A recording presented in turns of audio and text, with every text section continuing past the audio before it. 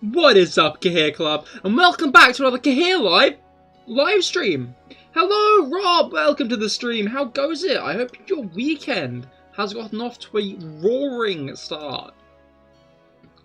Gotten off to a swag start. Mine has it in some ways. If you count roaring as thinking I was going to wake up early, waking up early, and then accidentally falling asleep until 2 PM. That could be considered roaring. But not in a good way.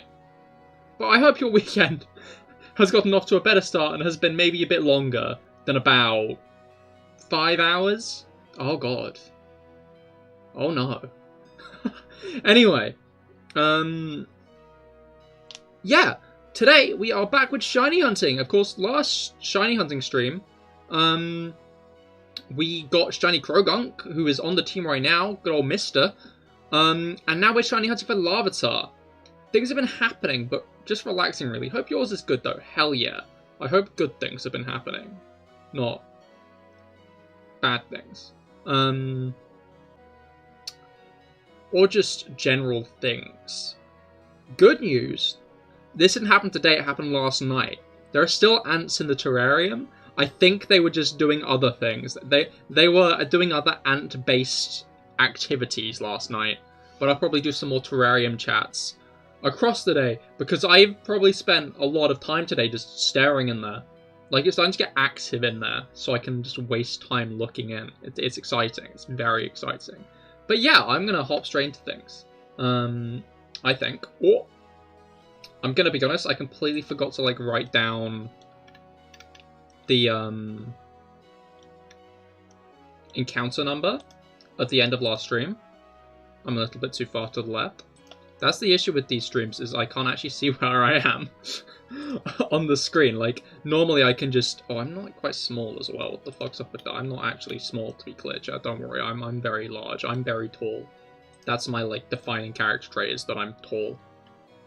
But yeah, let's pull up some... subs. Oh, we do not need the Pokemon level cap sheet. Janeth, hello, welcome to the stream. How goes it? I hope your weekend has started well. Those are the words I meant to say. Yeah, I hope your weekend's gotten off to a great start. Yeah, today we are doing some shiny Larvitar hunting. Last stream we got good old Mister, who is waddling along behind us. Instant Larvitar based start. You love to see it. You love to see it. Straight to 50. I don't know why I said 250 there. Okay. Part of me wonders if I should turn around and just save after a Larvitar. Okay, that's why I wonder about saving after a Larvitar catch. Grey Matter should be fine, to be fair. But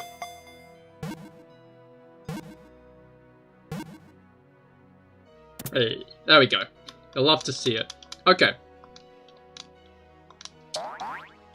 The first one is always the hardest, because now we can just lob repeat balls. Mister is getting the runaround. I'm gonna be honest. Mister is in purgatory of... Wait, so we were like right on the edge, right? No, let's just do this one, I think. I mean, this should be a Larvitar. Yeah, it is a Larvitar. But, like, the dilemma is it a Larvitar that's going to give us more Larvitar? Or is it selfish? Friendless? Alright. Repeat balls. I probably said this before, but I'm going to say it again. I think BDSP have, like, really solid battle backgrounds. I really like the battle backgrounds of this game. I think I was saying it before, because I was talking about Mount Cornet and how it's always looming. Like, Mount Cornet is basically visible in, like, every single battle background, and I didn't mean to try to nickname you, I'm sorry. And that's a really nice little quirk for it to have, because it makes Mount Cornet feel like the looming thing that it's meant to be, you know? And I think that's very important for the games. I also, like, in Legends Arceus, I like how you see how the Spear Pillar became the Spear Pillar. Because, like, it was obviously worn away over time. But, like, it's cool, like, seeing it actually turn into the Spear Pillar in those games. It's just a nice little bit. Nice little bit to be present, but bro.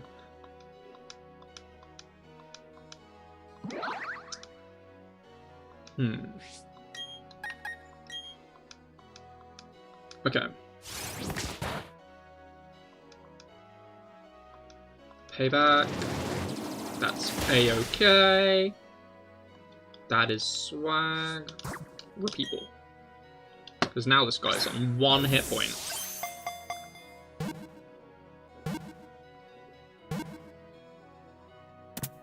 Awesome. Okay. We got some chill music, so this plays. It's a nice song. You know, it's got some nice root themes. You guys have any Pokemon soundtracks that you feel stand out more than the others?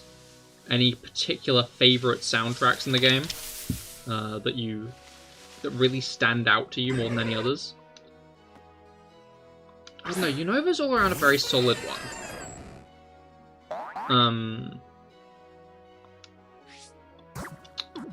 But I also think Alola really... I always talk about Alola, but I fucking love Alola. I was so confused why the stream hadn't started, then you realise you had it. It had, your computer just didn't load. The classic. Welcome to the stream all the same. Your answer to the title, you don't see why not. You never know, maybe Shiny's just like VTubers.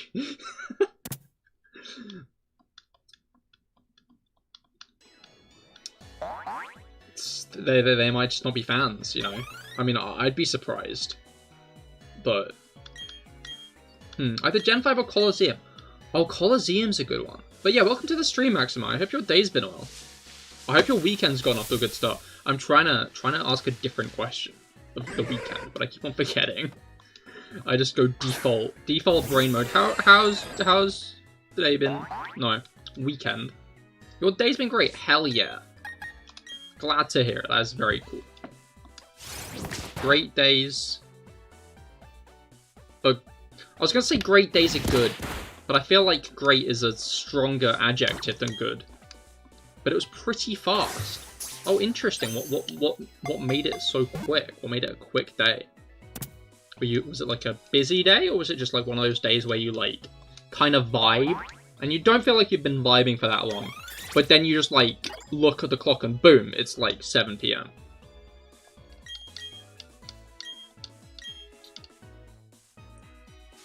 Or did you just wake up late like me? Alright. The second one. That's fair. It's crazy how, like, just chilling can all of a sudden make days go like that. Alright, I need to check how long the chain is. I think I'll do the same of going to a chain of 17. And then just vibing. Of course, we'd have to get to the chain of 17, but...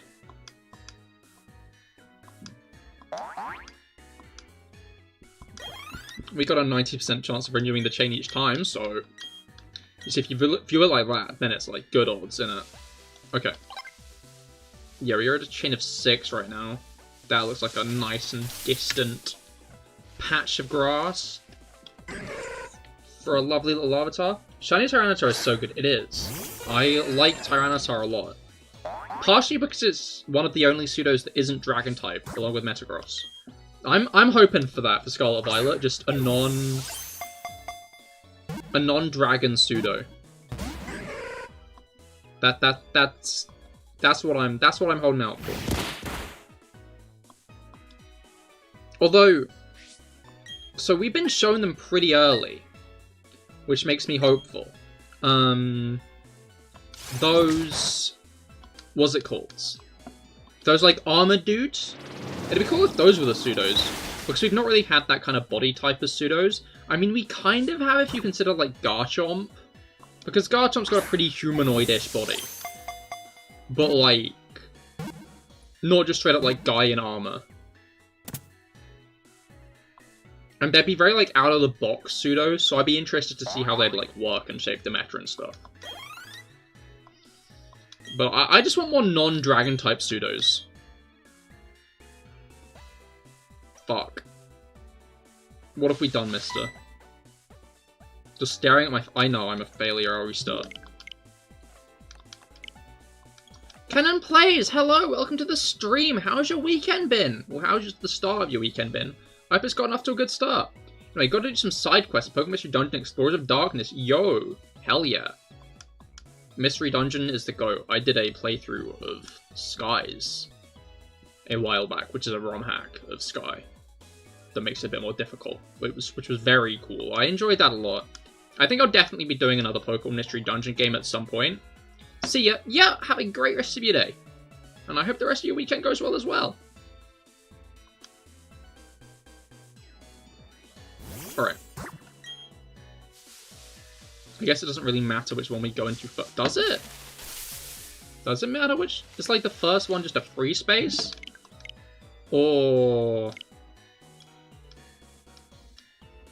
it's been good. Won a soccer game today and got a shiny Vaporeon in DAs last night.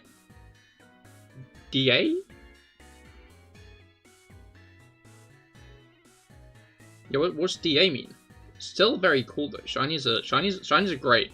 Shinies get the CahirLIVE stamp of approval. I like shinies. And GG on the soccer game as well. That's very cool. Dynamax Adventures. Ah, right. Yeah. Of course. I always forget that acronym.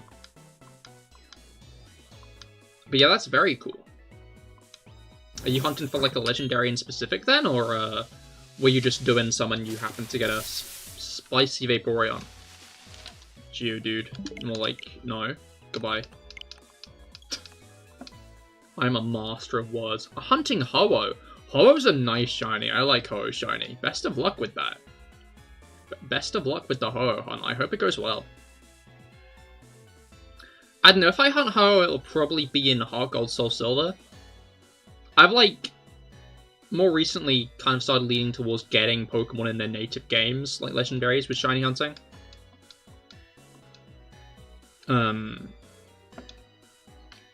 Like, I got a Virizion in White 2. Oh no, that was a year ago now. Maybe even a year and a half? Huh. Whack. But they'll definitely be picking up that shiny Eternatus event, I think. Because I always miss, like, the end of Generations Legendaries. So even if it is, you know, Eternatus. Dragon type, yeah. Like, it'd be nice to have for the fact I have it. Because I always miss those events. Although the event hasn't been confirmed here yet. I'm guessing it will come around here. I doubt they'll just skip us entirely. But I'm guessing because of the morning, it won't happen until, like, the 12 days are over. Gonna need lots of Pokeballs for it to match the shiny Ho-Oh. Oh, right, yeah, because you'll have to use a new Pokeball each time, right? What ball do you go in for? Level? Level's a pretty fitting one, right? That may actually make you dust off a copy of Sword. That's fair. I dusted mine off last week, of course. Earlier this week, sorry. Yeah,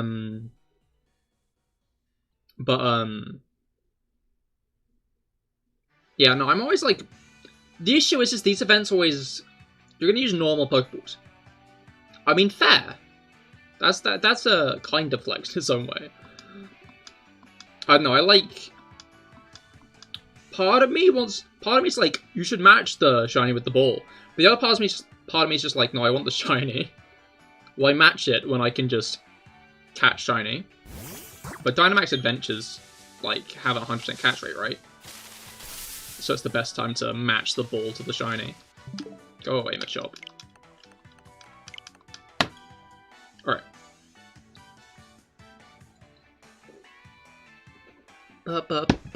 Bo.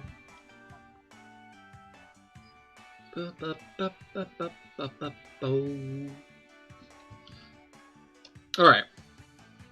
We have not got a lava turret bit, that's annoying. Right. These games have quite the wait times. Did you guys hear that these games won an award in Japan? And Japanese fans were not happy about it. It seems that the general opinion of these games over in Japan is very similar to the opinions of them over here in the West. Which is interesting, because sometimes you find, like, opinions between things are completely different. Like, for example, in Fire Emblem Heroes, last year, I think it was, the annual Choose Your Legends event, where, like, people vote for their favorite, like, characters in the franchise, and the top 4 get, like, new alternate, like, looks in-game. Get, like, new variants in-game with, like, new stats and stuff. The winner of the one last year included... what was it called? Gatekeeper?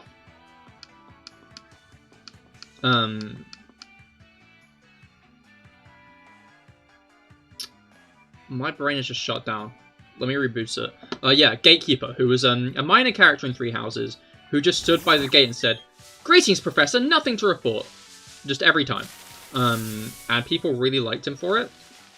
And, like, Western fans voted him into, like, top spot. He beat like, Marth, the original, like, Fire Emblem character. Who, to be fair, has been, like, locked out of every single Choose Your Legends from, the start. Like, it took him this long to win anyway. Which, sucks for him. Especially since he got beaten out by a side character who isn't even playable. But, like, English fans were like, yeah, let's go, Gatekeeper! But the Japanese fans were like, what the fuck is this? Why did some meme character get in? This is bullshit. Chrom deserved the place, not this. And it's just interesting to see how, like, different sides of the fan base can have such differing opinions and stuff like that. Although, to be fair, that was a sentiment held by some English fans. Especially people who were fans of Cron. But yeah. Fire Emblem Tangent over. You sent your shiny in the Discord last night? You got last night on Discord? Awesome, I will check it out after stream. Alright. Larvitar Chain. Oh, I've got like another 2 now.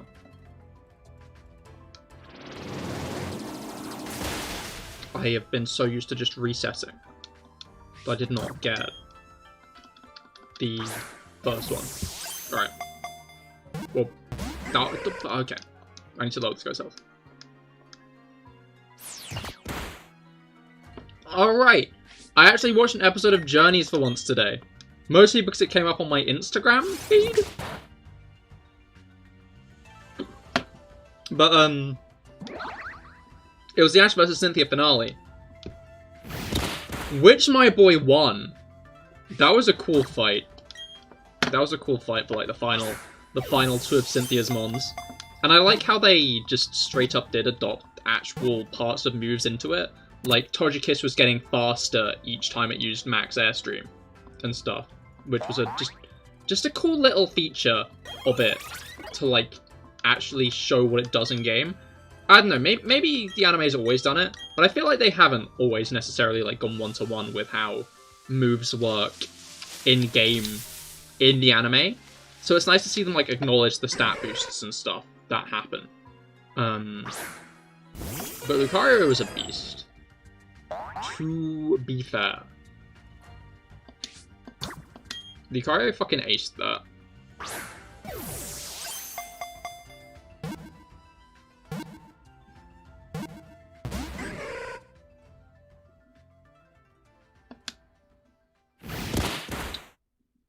I think it's interesting though, because his Bullet Punch. I feel like this what was it called? I feel like this brain.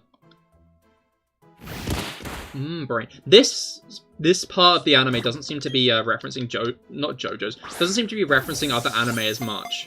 But Lucario's Bullet Punch definitely. It feels like it is meant to be like a reference to the often stand barrages.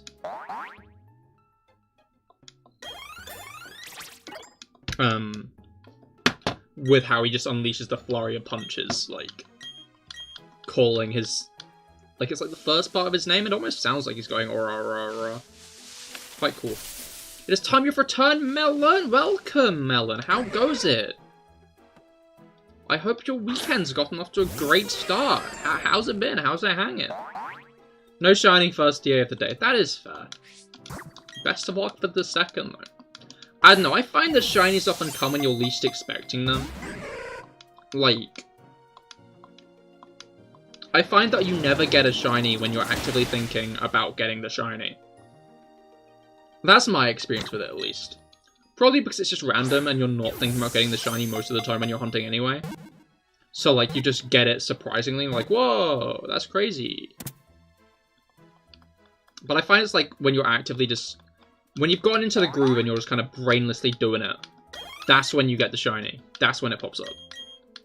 Alright.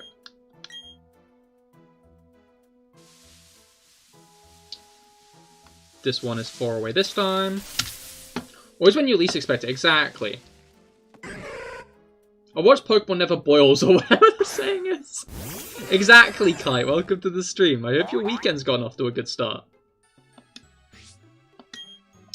Alright, counter announcement. I know I said there was going to be no stream on Monday, but there will be a stream on Monday. D&D's been cancelled. The friend who was planning the session is too busy. Which is a shame. You shiny you were hunting shiny Oddish. Find shiny Weedle. 3 years later, find shiny Gloom. I feel like that is indeed the dub of it all. My first 2 shinies, like random shinies, I didn't get. Like, I got randomly when I was hunting other Pokemon. Like, I was hunting for a shiny Cyndaquil when I got my shiny Bunnelby, which was my first ever shiny. And I got a shiny Latias when I was hunting for a shiny Froakie. I never got the shinies I was hunting for. The name Grey Matter reminds me of a character. Is it perhaps Grey Matter from Ben 10? Because I did do this run with the intention of naming all of my Pokemon after Ben 10 characters.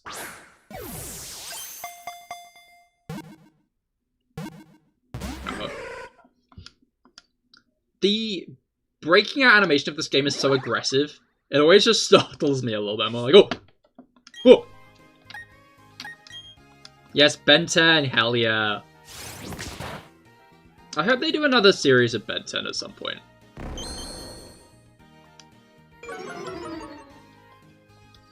Like,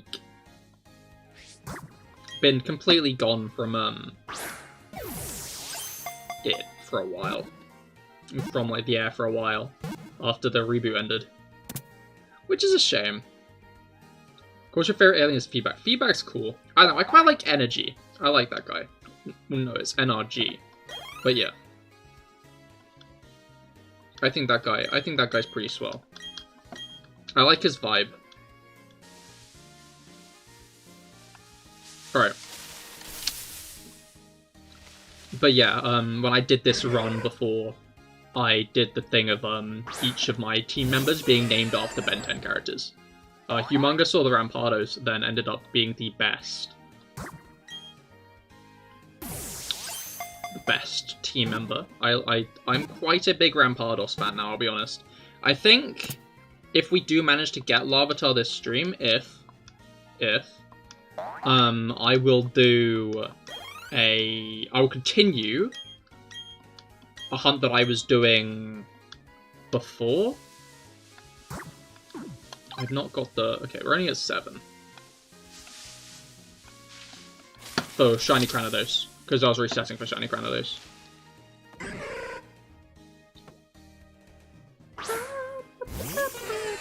Have we had any Mystery Dungeon music this stream? I mean, maybe, and I just didn't notice, to be fair. I feel like that's probably what went on there. Alright.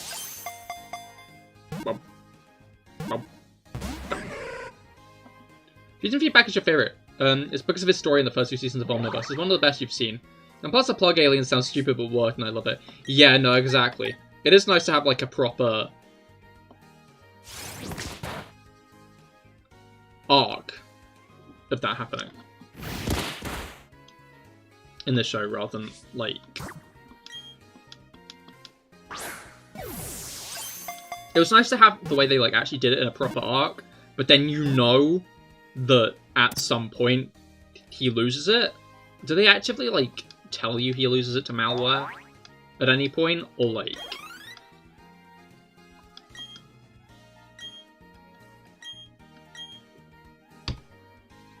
Alright.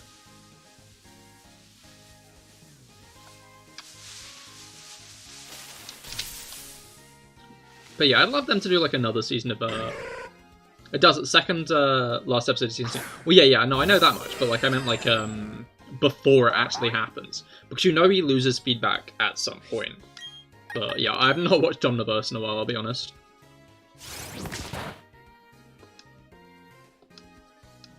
I've not watched Ben 10 in a while, honestly. Alright. Did I even throw a ball at this one? Or did I just go straight for the full swipe? I think I went straight for the full swipe. Oh well. Hell yeah. You'll love to see it. Alright.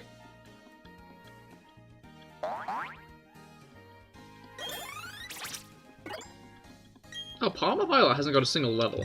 Surprising, since I probably had them on the squad the whole time. Okay. 9... Of course, as I said before, we're going to do the strat where, if we get to 17, then we'll put then we'll, like, stop doing, random encounters, and we will start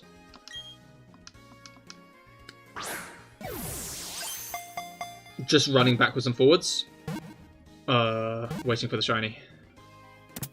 Because, each time there are 4 shaking patches of grass, and the odds are about like 1 in 2,000, which means technically it's 1 in 500 to get the shiny, from what I understand. which is, so you might as well start doing the odds then and there, because if you just do it, if you get to a chain of 40, it's a lot... Brain. It's unlikely to get to a chain of 40. There's a low chance of getting to a 40 chain. There's a high chance of getting to a 17 chain. So in the long run, it's probably quicker to get to a 17 chain than start running backwards and forwards. And a lot less, like, hassle as well. Also, when you found out that Ben 10 got feedback after the original series, you're like, that's so cool. I mean, yeah, it makes sense that he continues to get more aliens. I thought it was, like, interesting to see young Ben using the Omnitrix more as well, because, like, we just kind of skipped straight to Alien Force. We didn't get any of that other context. We didn't know when he ditched it and stuff. Did we know when he ditched it? Again, my Omniverse memory is a bit fuzzy. Alright.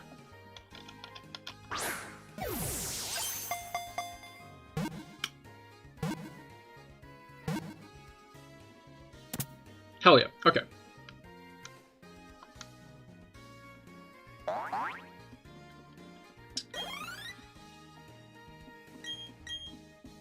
I need to brain more. A lot more. It was nice because I got a couple of good clips from the last shiny hunting stream, including a conversation with the cat, which was funny. I like that bit. I posted that clip today, if you want to check out that short after stream, and give it a like, maybe. I would appreciate that. 'Tis good stuff. Alright. Favorite alien from every series is Accelerate, Humongous Or Feedback, and Shock Rock. I've not actually seen much of the reboot, honestly. I thought it was cool how they gave him like half of Vilgax as an alien, though. I've seen that much. I thought that was like a neat thing. Alright.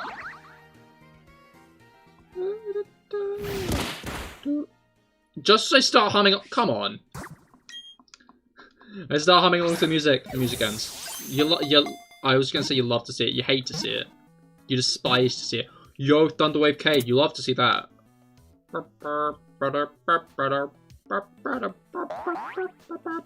Okay. Let's...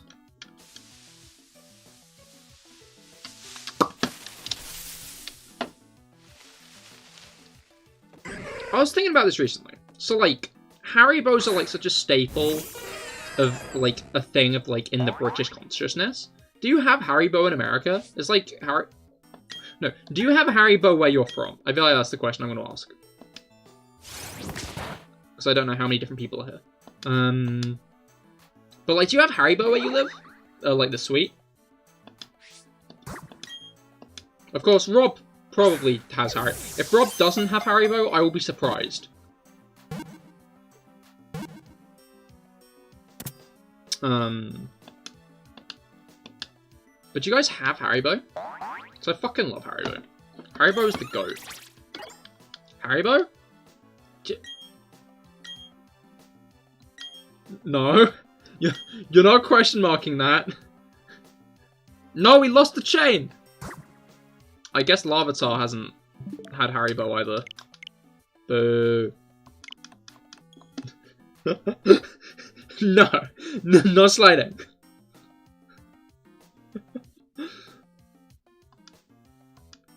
But yeah, I don't know, like...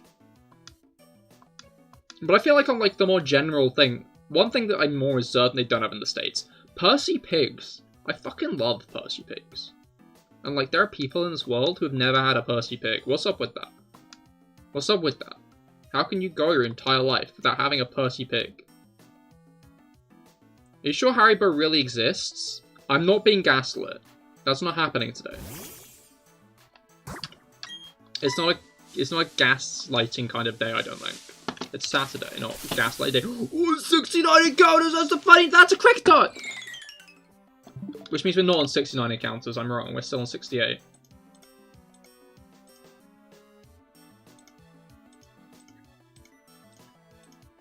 That's, oh god. What have I done? There we go.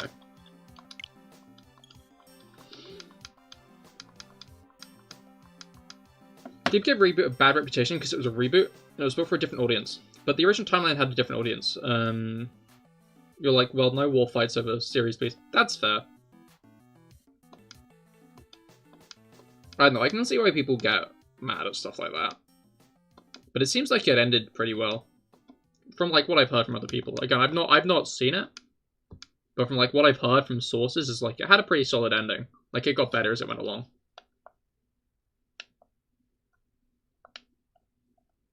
Alright. Spook. Larvitar? Aw. Larvitar.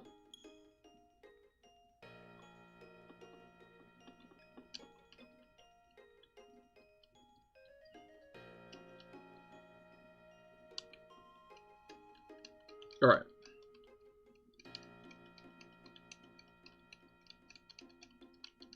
But yeah, do you guys have any like sweets in your countries that are like staples? Like you fucking love. But you're not sure if they have in like other countries and stuff. Because like obviously like Snickers and Mars bar you do have. Because otherwise not everybody would understand why them removing the cock vein is such a big issue. Yo, 69! You think they have Haribo in America? It might go under a different name. They have like full packets of like gummy bears. That's true. That's a good point. I didn't consider gummy bears. But like, is it just that gummy bears are part of Haribo, but like they're their own thing in America? Do we have any resident Americans in chat to comment on this?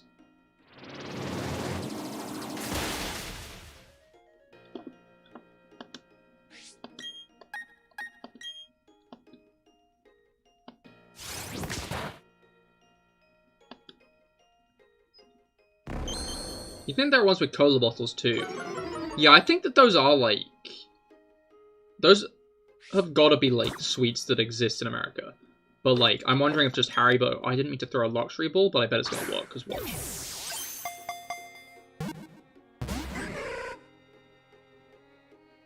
You're not an American, or will never be, because the laws are stupid.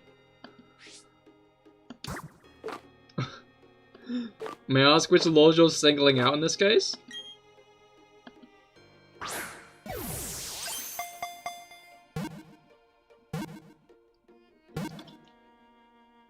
Hell yeah, you love it. Big fan. Big fan of catching Larvitar. As you can probably tell, because I've caught so many Larvitar. Mister is astonished for the 15th time. Okay. 70. Aww. Not a funny number anymore. What a shame. Am I right, chat? Or am I right?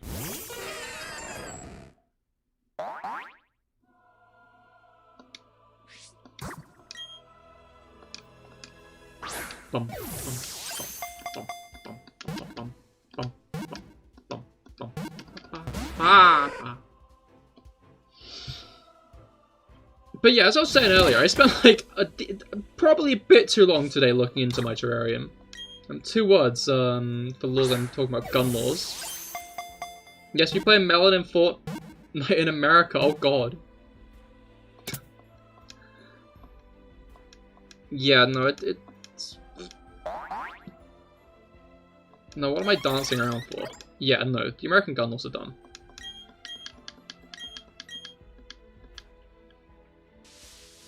Like, especially when, like, you look at every other country and, oh wow, they have a lot less, like, bad mass shooting events when they actually have, like, restrictions on the guns. But...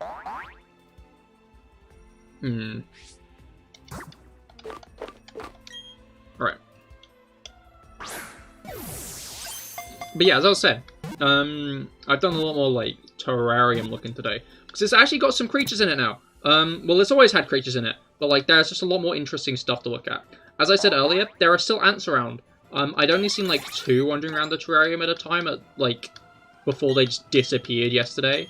But today I've been seeing like 3 in the tank, which is pretty hype. That is a lot more than 2, which is pretty exciting, I think.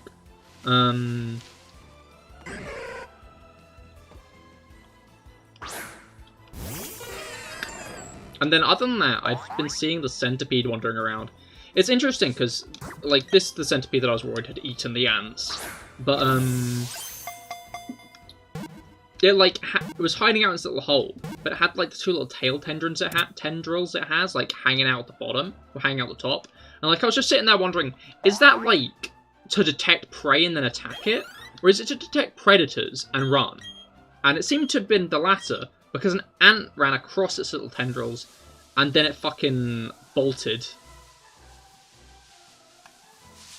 Which was interesting to watch. I don't know, it's interesting to see, like, what defense mechanisms little creatures have set up like that. Like, you're gonna get me wondering, though. Like, humans just love to, like, watch shit going on, you know? Like, model trains, we like model trains, we like terrariums, we like having hamsters and rats and cats and dogs. And, like, cats and dogs and, I mean, mammal pets do generally have, like, a level of interaction with us. But, like, fish. Fish is actually a much better example. It's interesting how humans just like to have things around to stare at, you know? We just like to have little creatures in little tanks, and we just, like, kind of stare at them. We just kind of watch them. In there. And, like, we then take care of them to watch them. And, like, it kind of makes sense why games like The Sims kind of emerge. Because although there's, like, a lot more hands-on stuff to do, yeah, although it, like, has a lot more hands-on stuff to do, like, it's still basically just the watch thing to watch animals.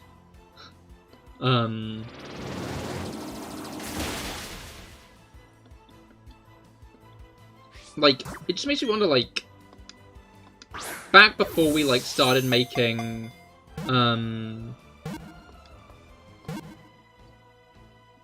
it's interesting, to see, like, before we started making...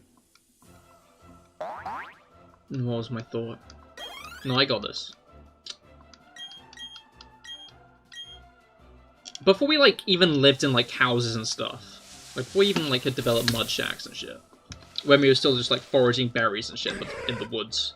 And living in caves and painting on the walls and shit. I wonder if, like, humans ever did just kind of, like... Music? You good there? You just gonna stop? I wonder if, like, we did, just kind of, like, watch beetles wandering across the rocks and stuff. Just sit down for a bit as we watch, like, ants investigating, like, a rotting, like, fruit or something. I mean, I guess we must have, because we do that nowadays, really. Hell, we do even when they're not moving. Like, sometimes we're like, yo, there's a lizard on that rock! And we just stare at it for, like, the next 15 minutes. Or longer. Just, like, watching this, like, lizard on a rock. I mean, I guess when you think about it, is streaming not just that as well? Like, there's definitely the social side of streaming. Of, like, someone kind of talking at you. Which I guess can kind of fill up your social quota. But, like, when you think about it, am I not just like an ant in one of my terrarium? Where you all just watch me do the funny things over and over again?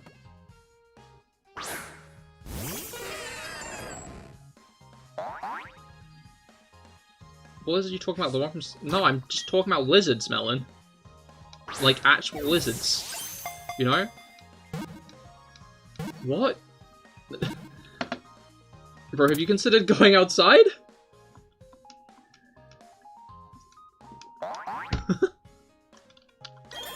I'm just talking about nature. And how humans watch it.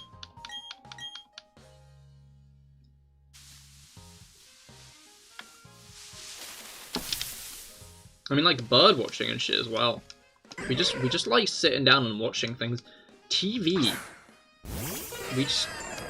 Huh. No, I'm thinking about the larger implications. That was sarcasm. Do you understand it? No. It was sarcasm.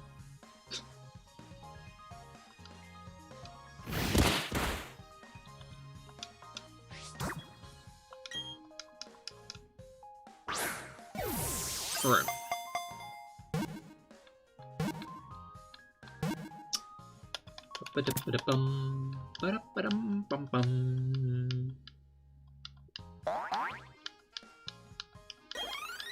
But yeah, it's interesting how humans just like to watch things in their downtime. I wonder if that is from just like an act developed from just like when people are vibing, they might watch like other people around them doing their stuff, or like birds in the trees and shit. Because it does seem to be like a default thing that humans like, of just like watching things. Having things to entertain their eyes. Did you go to school to learn what sarcasm is? Watermelon? No, they didn't teach I didn't have a sarcasm class, sorry.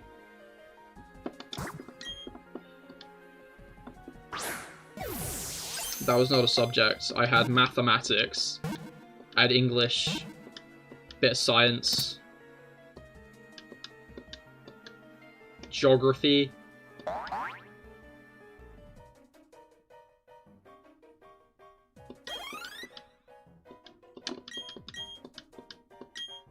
Alright. I wasn't good at geography. Geography was the only thing I failed at GCSEs.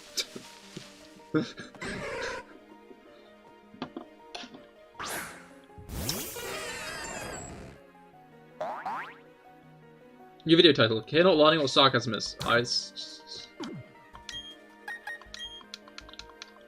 Sarcasm is a myth made up by internet trolls. That's so true, actually. That's so true. I'm gonna be honest, Kai. That is a good point. They made it up. It's not real. To be fair, sarcasm is pretty hard to detect through text, and that, which is why they made tone indicators, I guess. You know why it's hard to detect? Because it isn't exactly. Exactly. That's what I'm saying.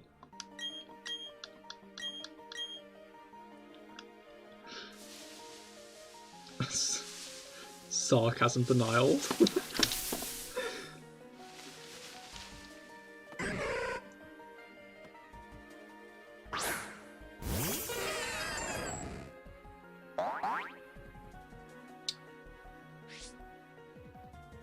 When you think about it, that guy's grooving. No, go away. I don't want to look at this guy's face. No, I don't want to look at him. Back to the Lavatar.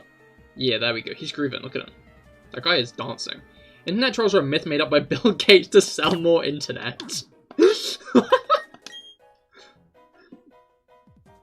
That's, you know, now you say that, that's actually a pretty good point. Wait, but, Kai, have you considered that Bill Gates is a myth made up by big money to sell more millionaires? I feel like this is a rabbit hole we're like starting to get into. When you think about it,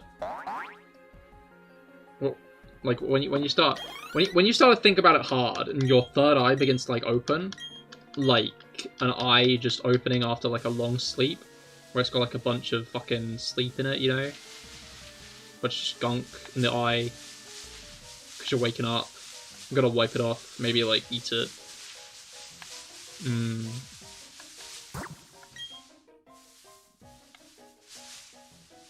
Okay, this one is far away. Bro, you believe in big money? That's just an idea funded by the royals, right? But the royals can't fund anything anymore, the queen's dead.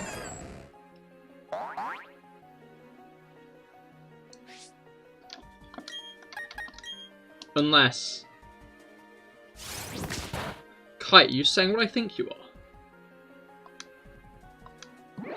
Oh hell yeah, you got a crit on the Lavatar with false swipe. Not dancing anymore, are you, huh? Are you, punk? Idiot.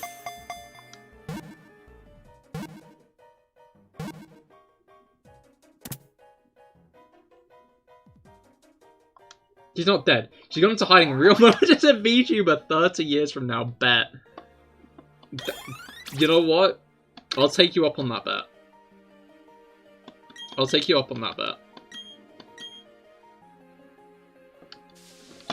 I think that's like a very sound theory, honestly. I see no holes in this.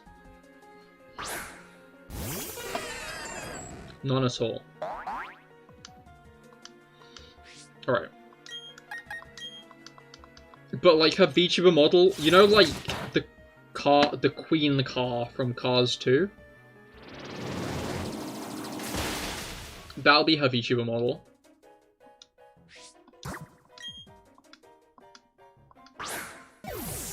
Because car tubers will be the big thing by then. Oh my god. I should get a car model. Like from Cars. Like a Disney Cars model.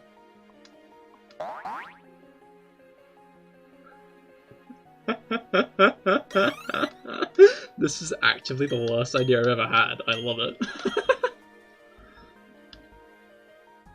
No! We were on like a 12 chain! Mister, why would you do that? Mister, what did it happen? Mister, what's going on? Oh god, look at him go!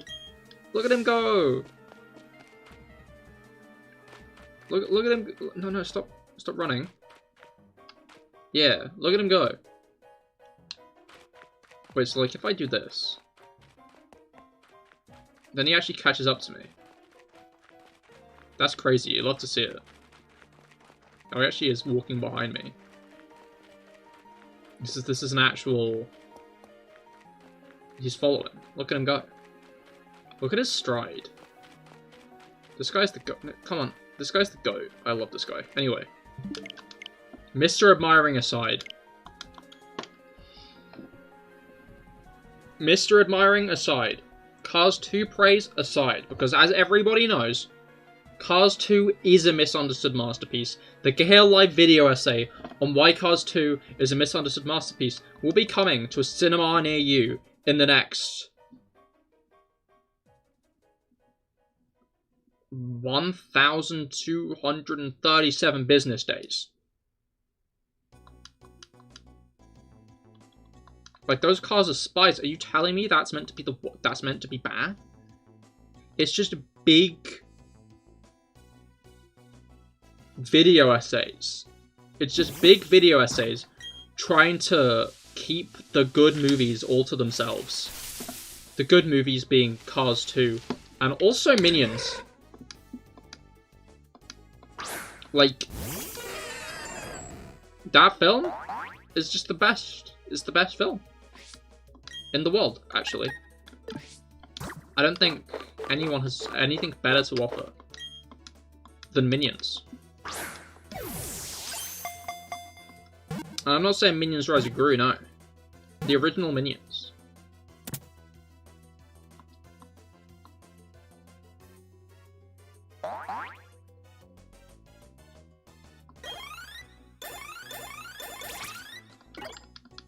I love the first battle. Mister just gets like 17 levels.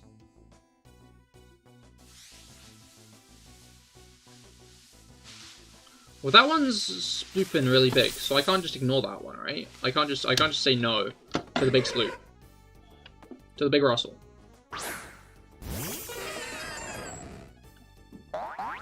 Big fan of big Russells. I didn't mean to use a quick ball, but like, it might work. Okay, I'll eat my own socks.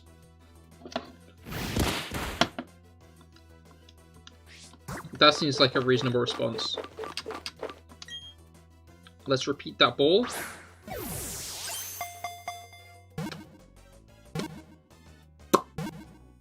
And we got it. You know why I know we got it?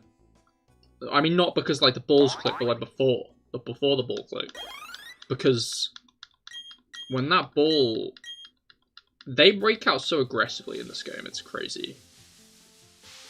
They're just very, very violent in how they break out the balls in this. It's kind of whack.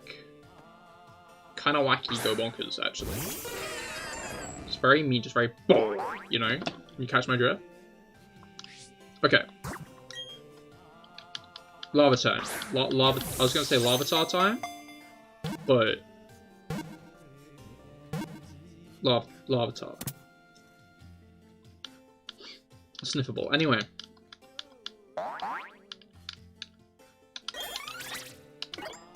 Oh yeah, meal plans. What's everybody having for dinner? Or what did everybody have, past tense, for dinner? Any interesting meals? I had tacos, which was why I was a bit late, because dinner was started a bit late, so we weren't eating till like 10-2. And then, of course, tacos aren't like the quickest meal, because you gotta cook each of the shells. And like, we cook them like one at a time. We like properly cook them one at a time, so it's not like... Oh, okay.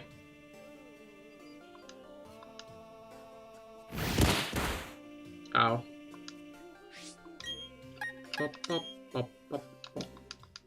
So it ended up taking a while. But that's my excuse today. I probably would have been late anyway, I'm gonna be honest, but like, shush, I wouldn't have been. I'm always punctual. That's like my thing, is my punctuality. I'm so punctual, I'm like a full stop.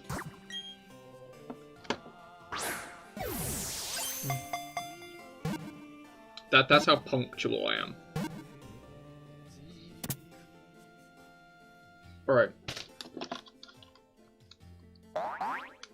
I think it's interesting that internet messages, like, actively shirk the use of the full stop.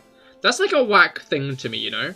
Like, that's probably like one of the first things we learn. Is like, every sentence is meant to end with a full stop.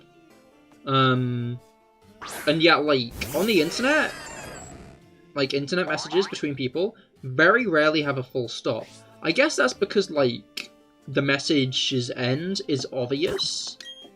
Like, it's clear that the message has ended by the fact that the message has been sent in the way it has been, which means that there'd be no need for a full stop in the end. It's just, like, wasting time.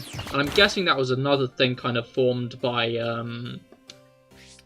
what's it called? By the mobile phone, by the original phones. Along with, like, leet speak and other slang, like B4.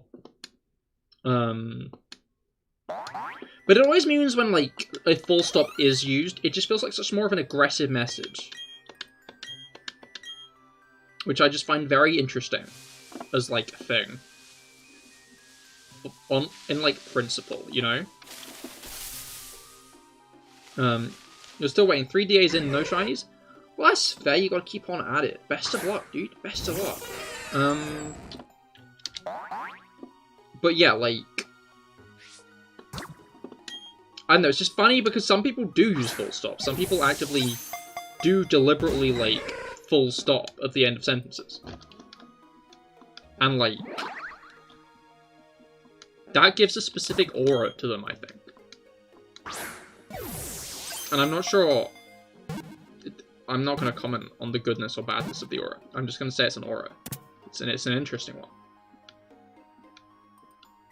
Oh, look at this guy with actual punctuation. What's up with that?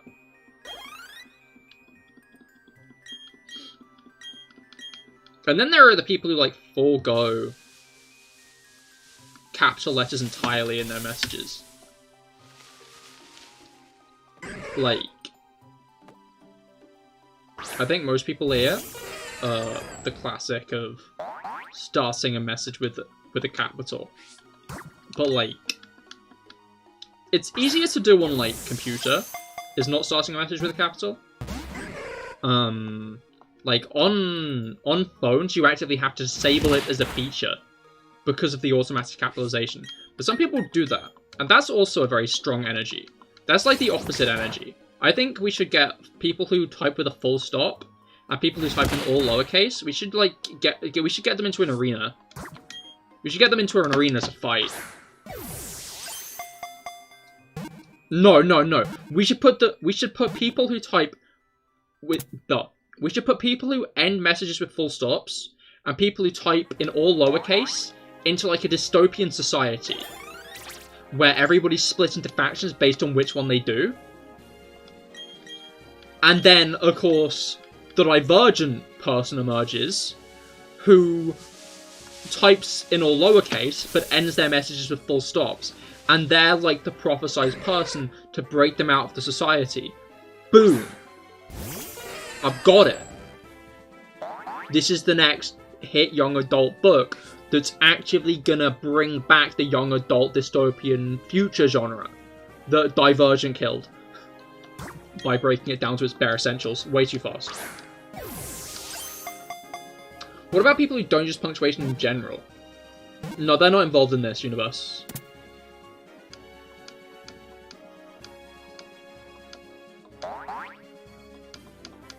They're like... No, they're like the bourgeoisie. They're like the ringmasters of this world, actually. Damn, guess you're out.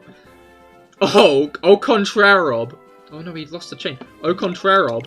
What do I spy in your message? What do I spy? Is that an apostrophe?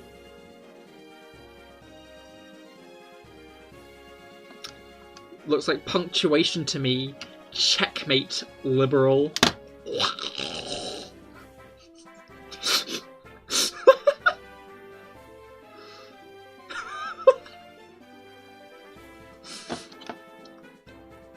Thanks, iPhone. iPhone stopped you from being this third type of person. Sometimes got your back. Did it this time though? Is that what happened?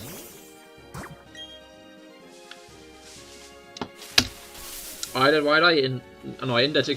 That's a Zubat! Are you a Zubat, dude? Don't be a Zubat. That's cringe. It's not. I love Zubat. Zubat solo run away. Maybe I should do like a poison only playthrough at some point. I don't know, I've been thinking about this, because I'm wondering what I should do after this one's over. Not this one, why am I saying this one? After my Pokemon X Hardcore Nuzlocke's over. Because like, I don't know, Hardcore Nuzlocke, it's been fun, because it's been an experience, but I feel like it's lacking one thing.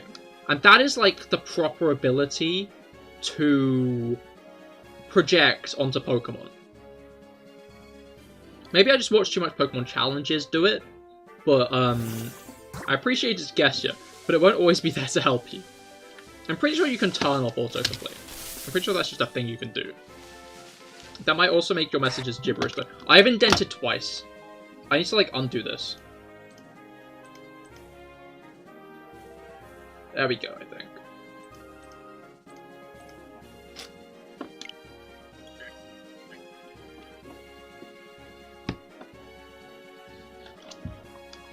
Like, I feel like that's like a rite of passage everyone goes through eventually. Is turning off autocomplete and then realizing how hard it is to actually type on mobile. Like, type sensically on mobile. Like, computer it's fine. You don't need autocomplete on computer. Especially for like a touch typer. Do you guys touch type? I touch type and it makes mobile typing a lot harder. Because, like, if I typed like a fucking 70-year-old, I did it again. If I typed like a 70-year-old, then it'd be fine. Because, like, you can be more accurate on your button presses. But, like, if you're like me who touch types, I go, like, quick.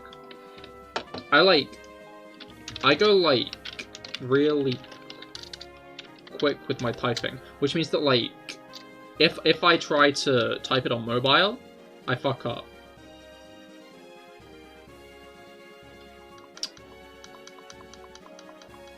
It's not ideal. It's not ideal at all.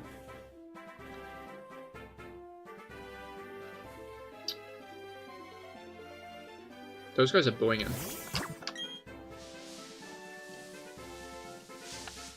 Okay. I'm glad I didn't actually indent then, because it's not a fucking Larvitar. I don't know why I'm expecting it to be a Larvitar. Why are my frames dropping?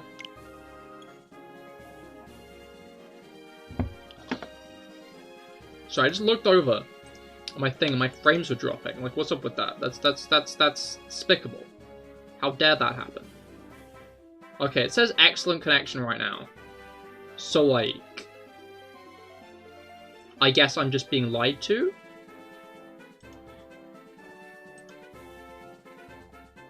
Wait, chat, I have a question. I didn't consider this. YouTube often puts a watermark in the bottom right-hand corner of the screen. Is my shiny counter visible to you right now?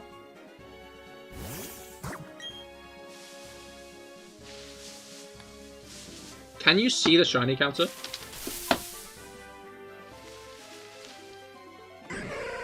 Okay, that time I was actually right in indenting what I did. Normally I'm not right in indenting. But, this time I was correct in indenting what I did. But yeah, because if that is not visible, I mean, this is kind of like a me issue, because I didn't watch back the stream properly. But also not good because you can't see the counter. You can do it sometimes, but your typing form is pretty crappy, one-handed. And sometimes you need to look directly at the keyboard. That's fair. I like... When I was young, I was actively taken out of lessons and such to learn how to touch type. Was it lessons or was it break times? It might have been break times, actually. But, like, I was actually, like, taken aside and taught how to touch type. I think it was because of my dyslexia. Because I'm dyslexic, to be clear. Oh, no, it's two things. I think it might be informed by my dyslexia, but my handwriting is atrocious. Like, I have abysmal handwriting. It is illegible on a good day. I should have become a doctor, but I don't. I always have to, like, double check which side the heart's on. So I don't think a doctor would have been, like, a good career choice for me. But, what's it called? But that meant that, like, for exams and shit, I got to use a laptop.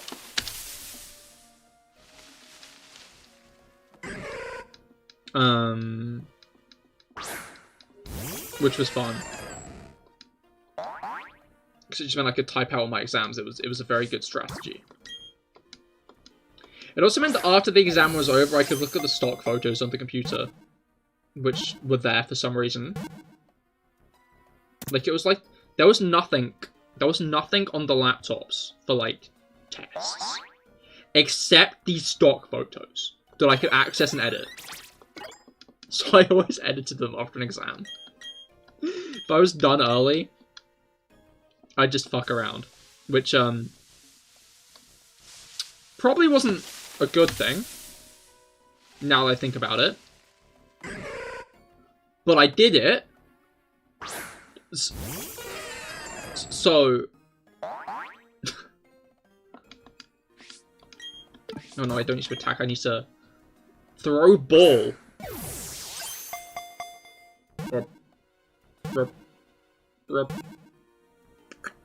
Hell yeah. Okay. But yeah, that was a very interesting experience. Like, it meant that I was actively, like, put in, like, an extra exam room as well, which meant I wasn't in the main exam hall. No! No, that's random! That's completely random! There were no sparkles! That's a completely random Larvitar! That's full odds! That's 1 in 4... Holy shit! No fucking way! Wait, I got an idea. Don't fuck this up, Cahir. I don't think these guys have takedown. They'd never used takedown before, but probably Sod's Law, I guess. Leah, okay, cool, you love to see it. Oh my god! How long even are we into the stream? We're like an hour into the stream again. What the fuck is my luck?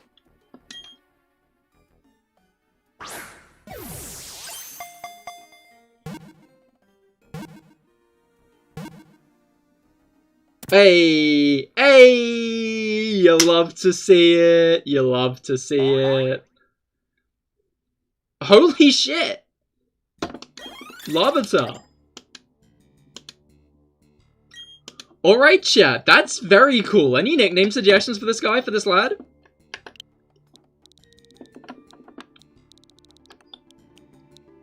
Any swag Larvitar nickname suggestions in chat?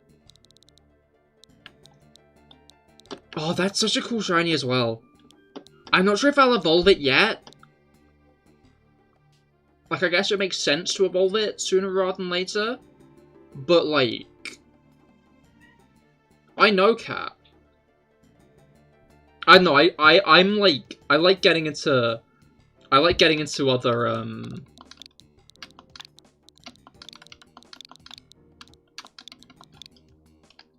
Tantrum, I like that. I probably should have audibly said that. Let's put Cream Egg away for now. Okay. Now, chat.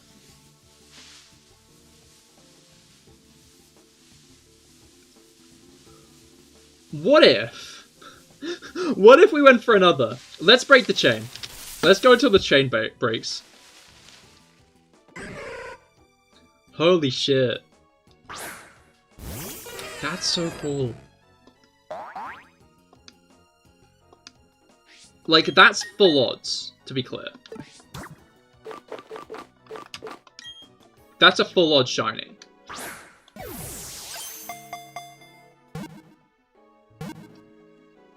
Like, if the grass is sparkling, that means it's a Pokeradar shiny.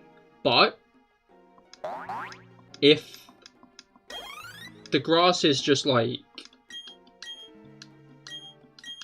You know what, no, I'm gonna go for, I'm gonna go for a different shiny now. I was thinking about it for a moment. I think it'd be more interesting if I went for a different one. Alright. So what are our options? As previously stated, wait, can I? Okay, I'm gonna save and check something quickly. We can go on a little bit of an adventure. Okay, I'm gonna have to use another repel for now, but I think I might soft reset after I'm done here. But yeah, let's go on a little bit of an adventure. Because I just want to check. Because I do have Legends Arceus save, completed Legends Arceus save data, which means I could feasibly hunt for Arceus.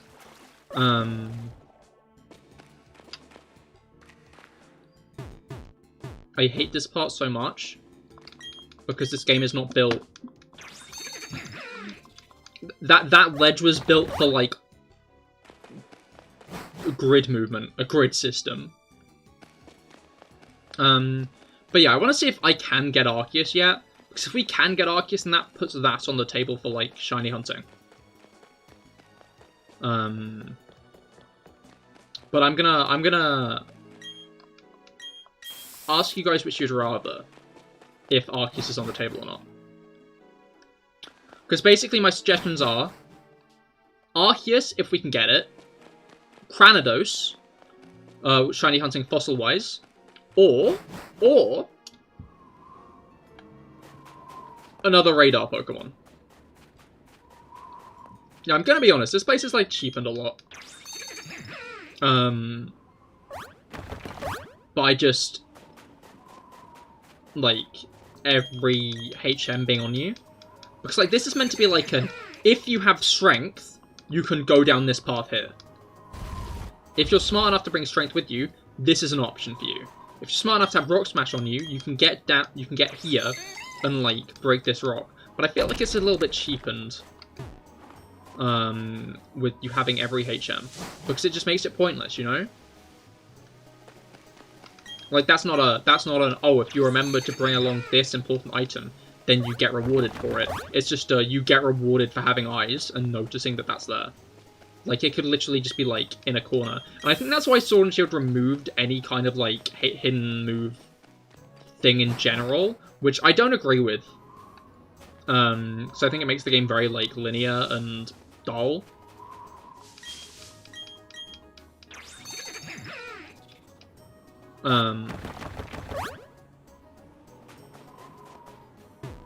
Boar, hell yeah, boar. Mike.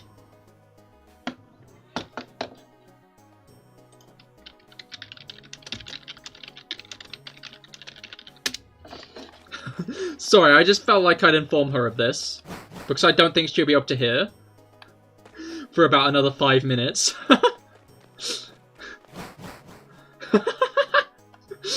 Oh no!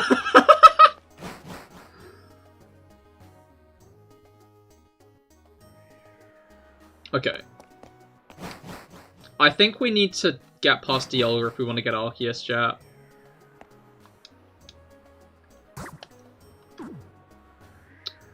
Yeah, because you can see Dialga up there. I never actually caught this guy. I don't want to. But I think that means we can't get Arceus. I don't think we can get up to the Spear Pillar. Unless the Azure Flute's just in our bag and we can play it. But is that the case? Oh, it is. It appears to be useless here. Okay, yeah, we need Dialga. Boo.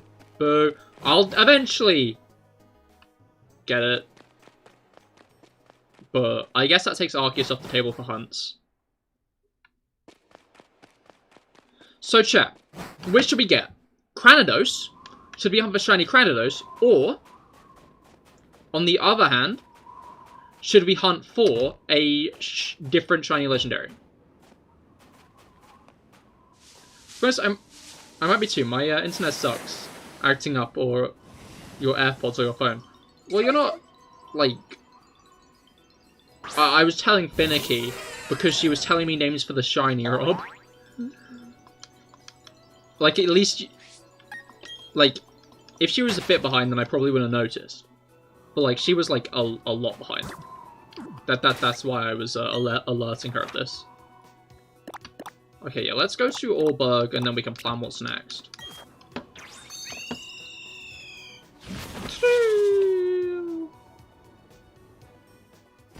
Tantrum. Okay, but yeah. So Cranidos, or a different radar hunt. Oh, this is the national dex.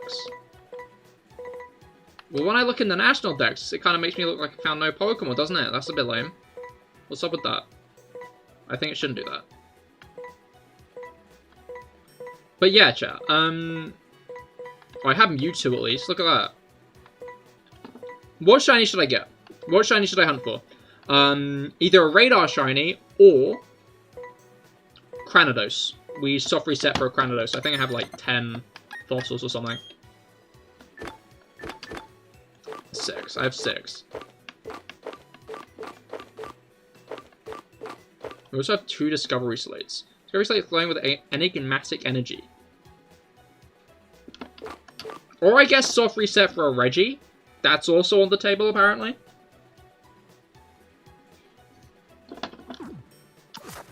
But yeah. Okay, I'm gonna be honest, Rob. We've already got a Badoo. I think that was the first shiny I hunted after Heatran. I got a shiny Heatran, and then I got a shiny Badoo.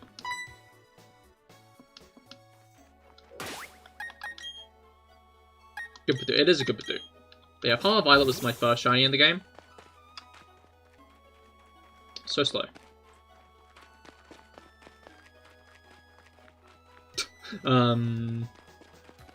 Good Badoo. Good Badoo. Airhead is a good Badoo.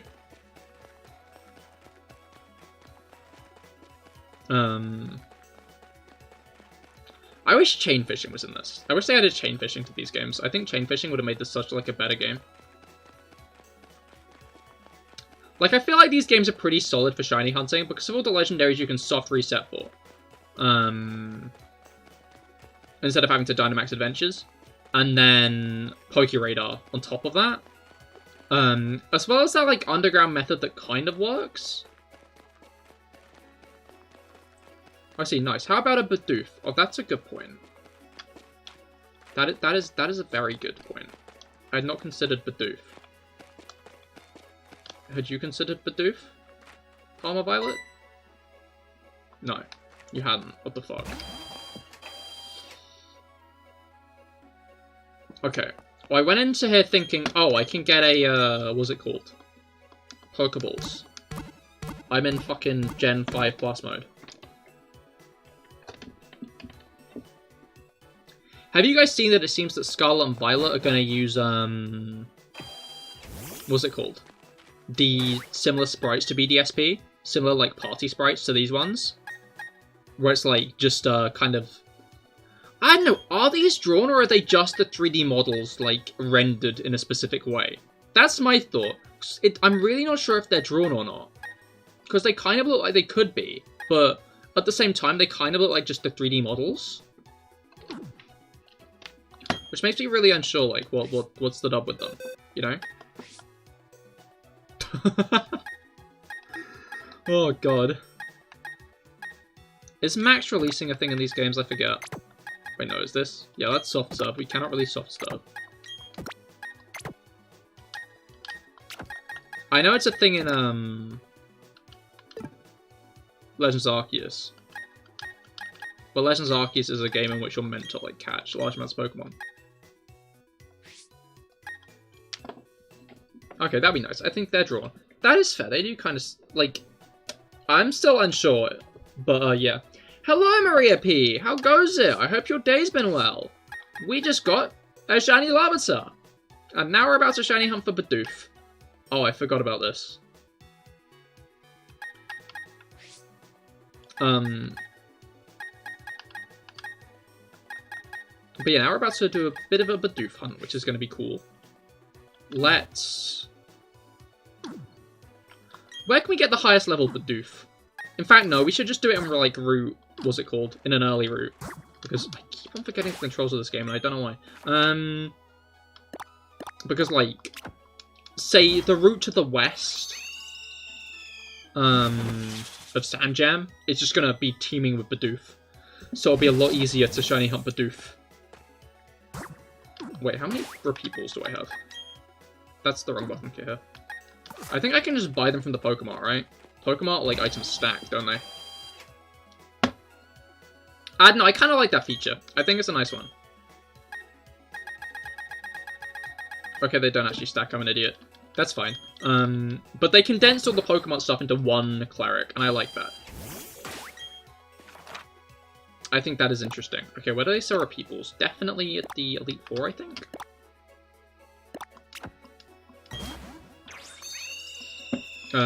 Because we have used a few repeat balls in our Larvitar hunt, and I do want to get them back for the Bidoof hunt. Because, of course, repeat balls are actually the best Pokeball. I'm not sure if you guys are also aware of this. But repeat balls are actively, like, the best, most efficient ball. Okay, we only needed 4, apparently. You love to see it. Let's get some more Super Repels as well, because, okay, we only need 7 of those. Dude, we are... Hunts are funny. Like, hunts which involve a lot of soft resetting are funny. Because, like, you're like, oh, I've used a bunch. I've used a bunch of, stuff, surely. But, like, no, I got the Larvitar in 5 pulses of the radar. Alright, let me just send this to myself. Send the counter stats to myself. For Larvitar, 94, Larvitar, so I can note it down later. But yeah. Now we can clear that. Stand in the middle of here. Do a little bit of saving. I think we have a repel on. I'm just going to double check. Because if we don't have a repel on, that would be bad.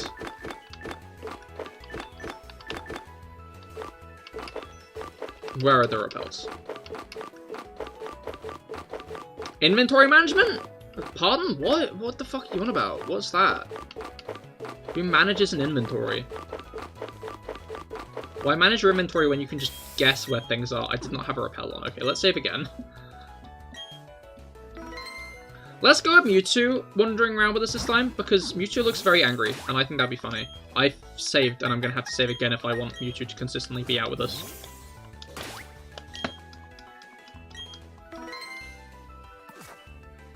Cuddles is here to help us get a Bidoof. Isn't that exciting, Chad? Aren't you guys all big fans of Cuddles? The Mewtwo, I mean. I mean, like, if you're fans of, like, actual Cuddles, that's also fair. But I am talking about the Mewtwo, the shiny Mewtwo. I think this was my first intentional... Cuddles was my first intentional legendary. I soft resetted for him in Let's Go, and got him in an afternoon. And that was one of my shortest hunts. It was absolutely crazy. I was so hyped when that happened.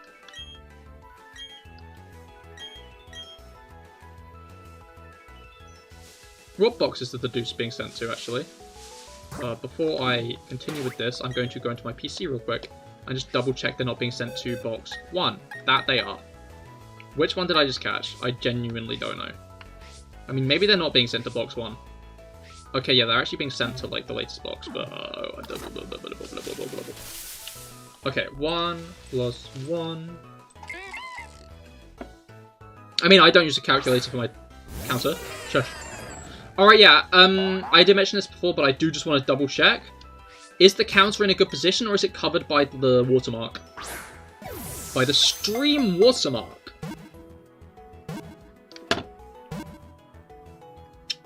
Hell yeah. Why does something like Bidoof? Why does everyone like Bidoof so much? Is he, like, powerful or something? It's covered, fuck.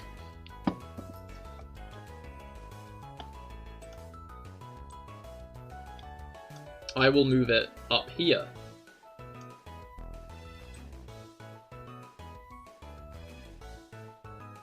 I'm so smart. I'm like a problem fixer. My intelligence boggles me the most. Oh, that, yeah, was covered. Okay, cool.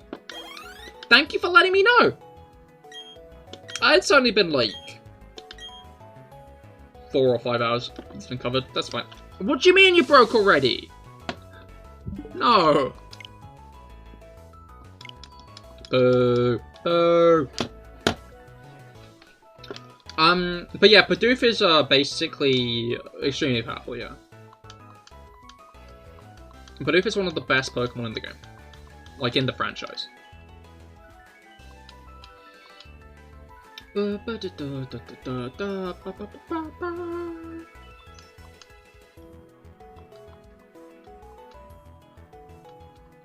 than Arceus, even.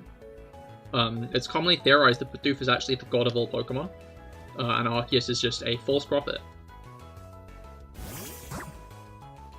Okay, first things first, I'm going to go into the bag, into the box. I'm going to over to box 7. Then I'm going to save. Oh, that's a thought. Oh wait, no, I feel like it sounds like it's going to be biased because most people here are talking in chat, actually. Do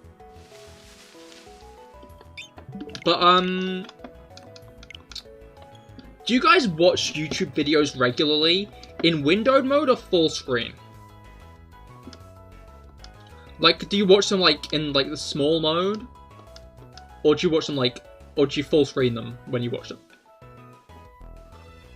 Or cinema mode. I guess cinema mode is also an option. Windowed, it's the only way. Cool, I'm glad we're on the same page on that one.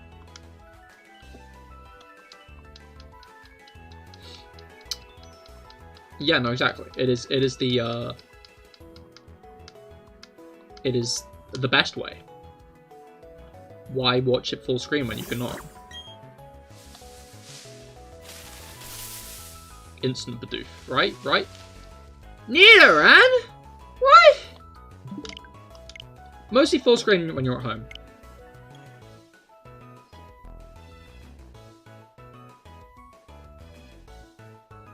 Oh, but you watch on TV, right? You use your TV for watching things, right? Don't you?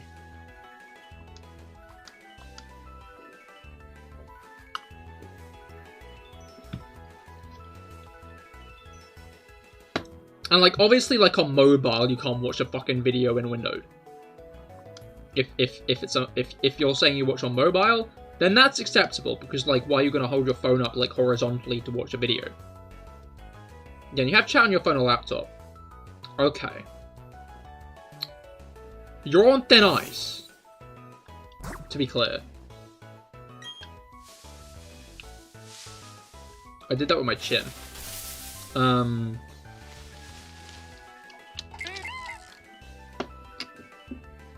But, I guess that's valid.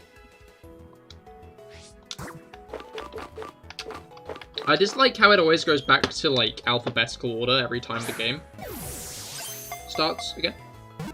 I think it would be better if it didn't do that.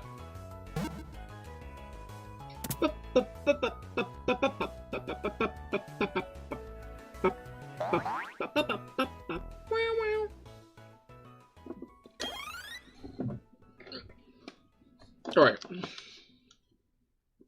Why have you been out with your girlfriends all week? It's just your phone, as your iPad has been shit tethered. Arthur. Instant chain break! Cuddles, are you seeing this shit? She needs to be doing warm-up exercises. Are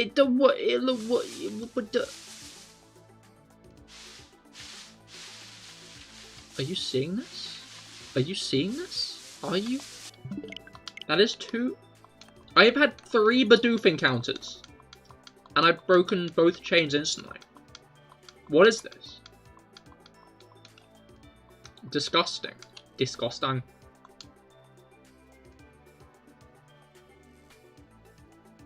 I think I know what I'm going to do after this shiny hunt. Of course, on 2 assumptions. Number 1, we get the Bidoof soon. And number 2, well, it's not like a rare encounter, because we found it quicker than the Larvitar both times, but the chain has also instantly broke both times. So it's a hard Pokemon to chain, I guess. Isn't that right, Mewtwo?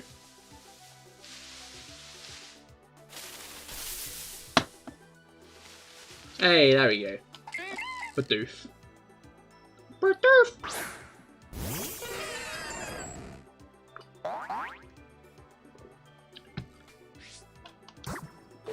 Okay, there's every chance I've asked this before, but would you guys rather that they use, like, the anime cry for Pikachu? Or, like, the, normal cry? The original game cry for Pikachu in Scarlet Violet? Because they use, like, the regular game cry, the original game cry in Legends Arceus for some reason, instead of the anime cry, which I find interesting. Anime cry. That is fair. It is a nice one, but I don't know, like, it makes it stand out a lot more. What is up with this?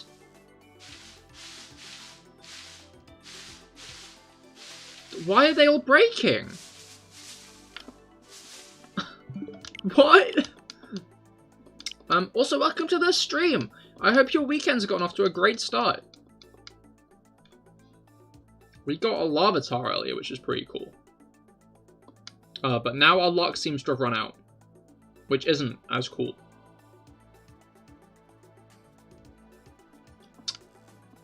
Hopefully it picks back up sooner rather than later, because these are some very short chains. Like, what's up with that?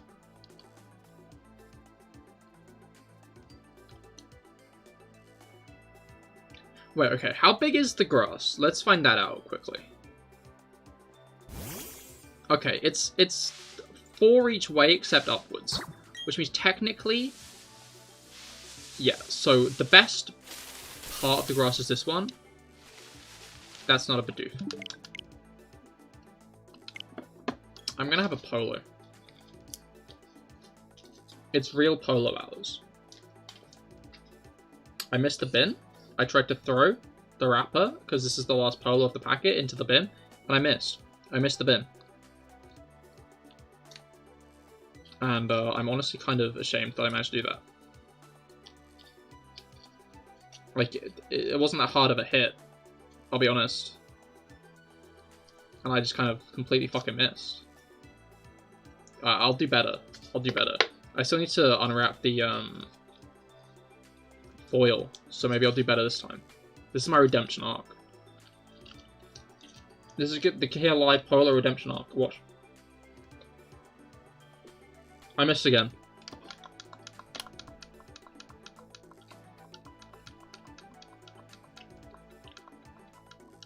There are now 2 polar wrappers on the floor.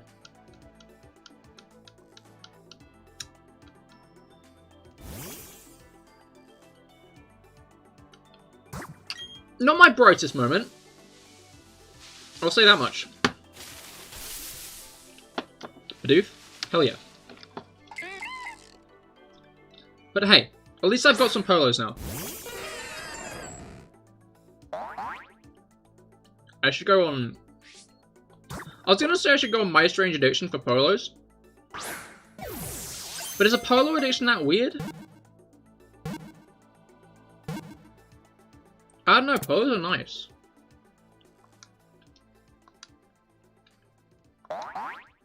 Satisfying even.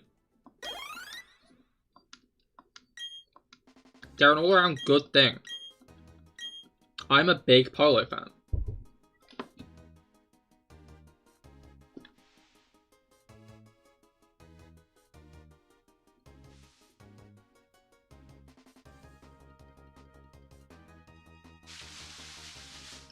Why? Is there some rule I'm breaking? Bidoof? Does chain not work on Route 202? I mean, that doesn't make sense. But like, what am I doing wrong? Am I doing something wrong?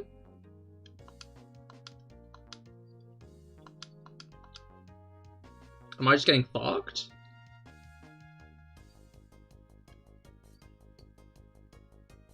What is the dub here? What is happening?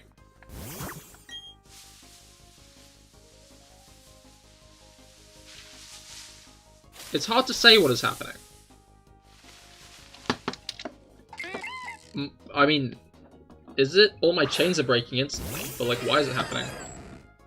I don't know, it seems weird that you're not chaining the Bidoof. Exactly. I'm just admiring that thing's tail. As in the Bidoof's tail, the Mewtwo's tail, or the Mew's tail. There are like a lot of tails on the screen. Model frozen? The green one. Mewtwo, okay. Is this model frozen or is this whole stream frozen? It is. No, it isn't. My model is not frozen. This is the whole screen. Okay. Use your internet, awesome. I was gonna say, because I looked across and my model was still moving. And it moving on Streamlabs, but not on other people's devices? Okay, we finally did it. We got another chain.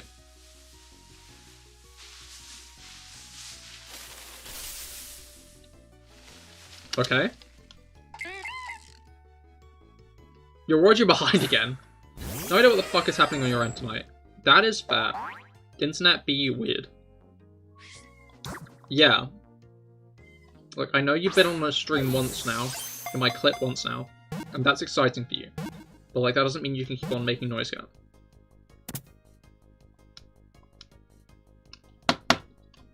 What are you doing? She's hanging out. Really? You probably didn't hear that one because it was very quiet.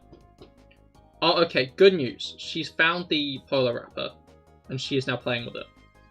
She has stopped playing with it.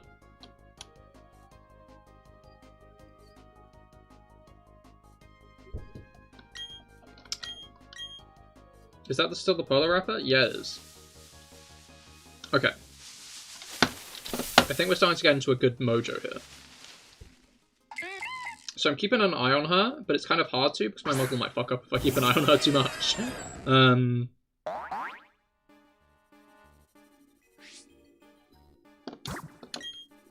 Okay. Bidoof. Wait, did I increment? I think I incremented? I'm just gonna go with I did increment.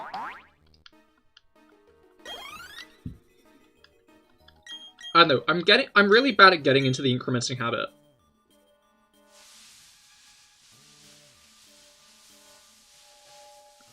Okay, this one is 4 away.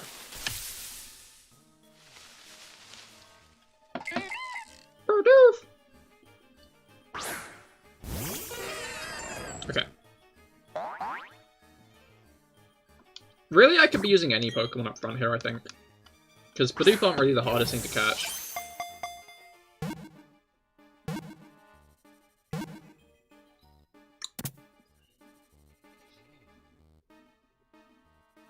But I will keep on with Grey Matter, because Grey Matter is the goat. Wow, she really just... Yeah, really cat. Went right at that wrapper.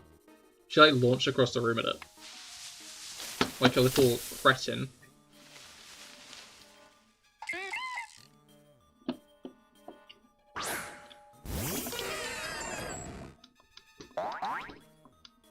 Cat's behavior. What is up with your funny 5 minutes, huh? Why is this going on?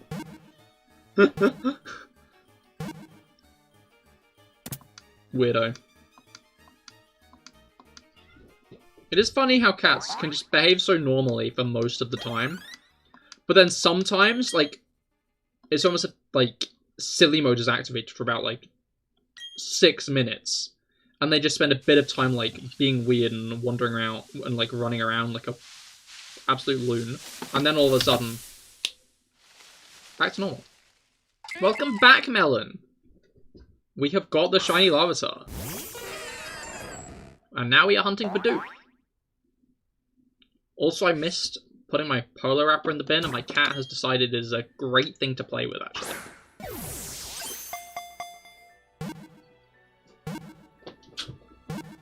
Yeah, she is having the time.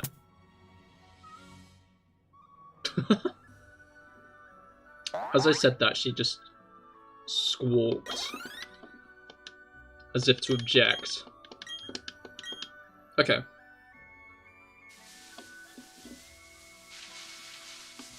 I'm not sure if this is a stride being hit here, but 6 is like a decently long chain for us, so I'm not gonna look any gift horses in the mouth.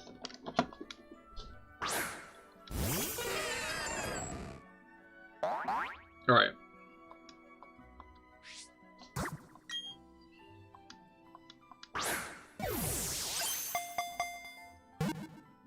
It's nice going for a Pokemon with a low catch rate after going for one with a high one. Because we can just lob repeat balls and like it'll catch the Bidoof most of the time. Because if it's extremely low catch rate.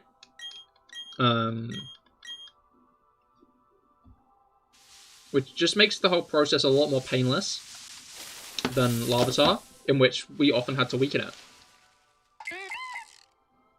But yeah, we'll do the classic. We'll get to 17 and then we'll start bringing up the... We'll start just like running in circles, basically. And we can then do that for the rest of the stream. As we try to get shiny Bidoof. Well...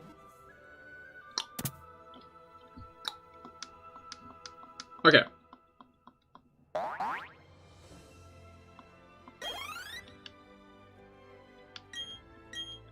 Okay. I need to stop saying affirmative words. This isn't always an issue of mine.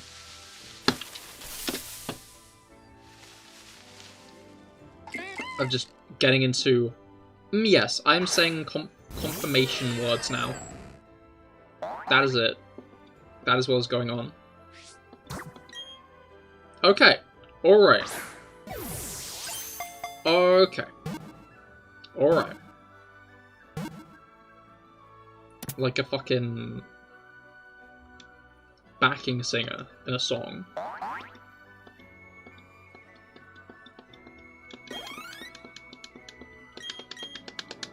Alright.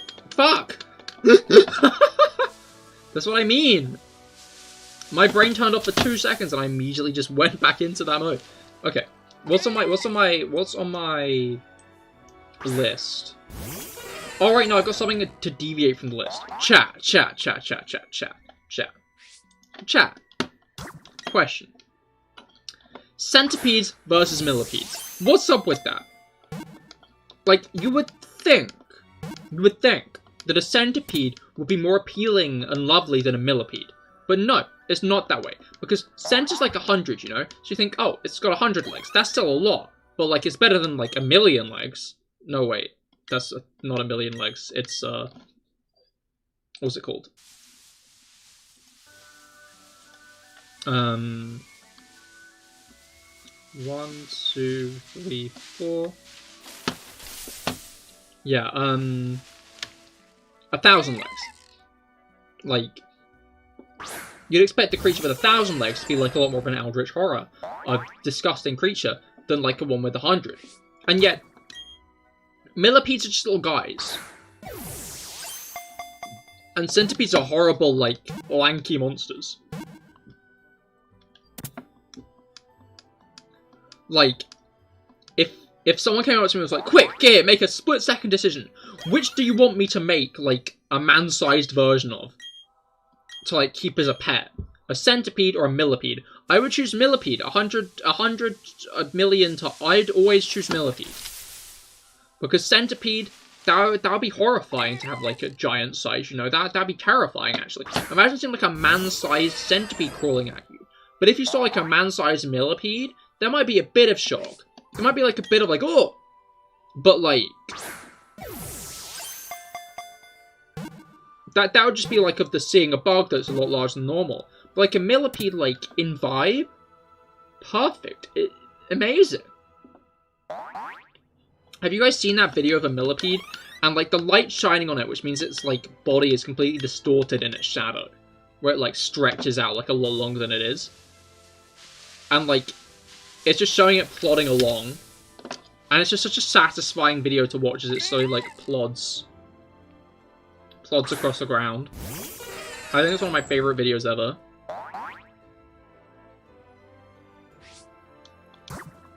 Anyway, there are both of those in my terrarium, which is why I'm thinking about it right now. In fact, it's a baby millipede, and the centipede is probably the biggest thing in there. The other biggest thing is Pillip. Because let me tell you, chat, Pillip is quite large now, actually.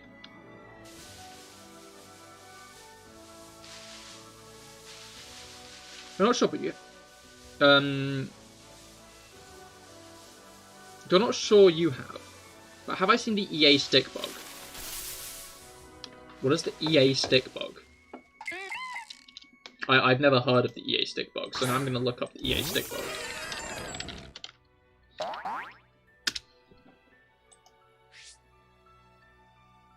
Oh, it's get stick bugged. Okay, yeah, I've heard of the EA stick bug. It's just the one where it, like, does the lines across the EA logo, and then it turns into the stick bug, and that guy's grooving is going like...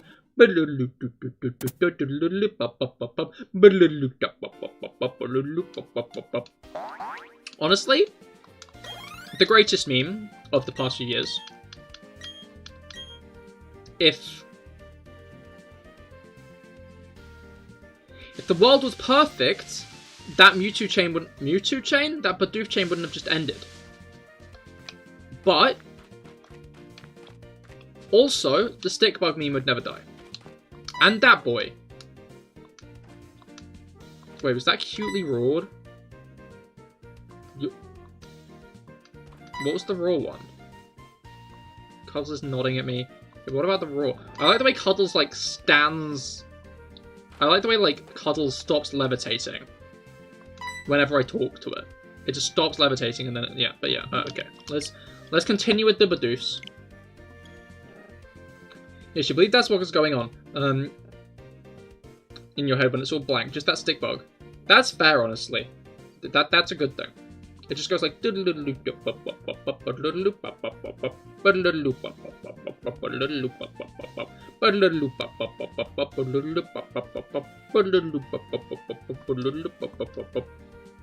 It's like a good song. That guy is vibing.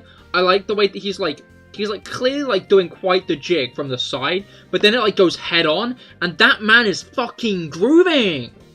You guys have all seen the Get Stick Bug meme, right? Have you seen the level of groove emanating from that lad?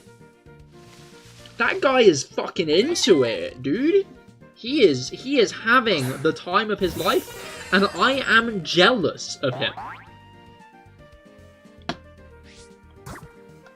To live a life where I am grooving half as hard as he is?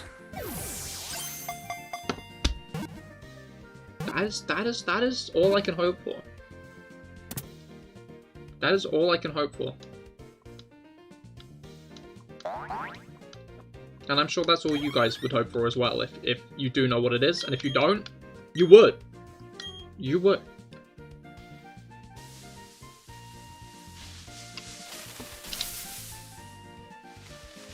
Okay.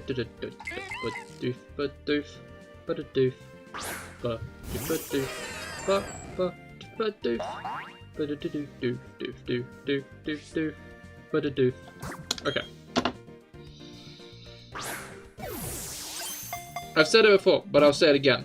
Bidoof catch rate is immensely satisfying after Larvitar. It's just nice. It's just nice to have. After the pain and anguish of the Larvitar hunt, this one is satisfying. Okay.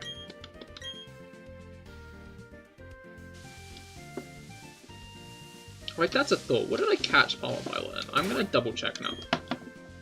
Did I catch Palmer Violet in a Master Ball? Yeah.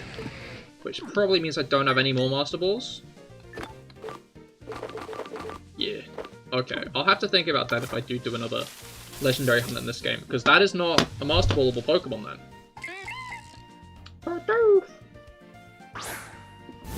Which is kind of true, to be fair. Okay. Let's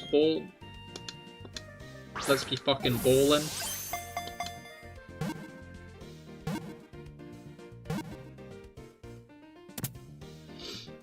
To be fair, shiny hunting is quite a vibe. Maybe I just like repetitive tasks like this when I'm just vibing.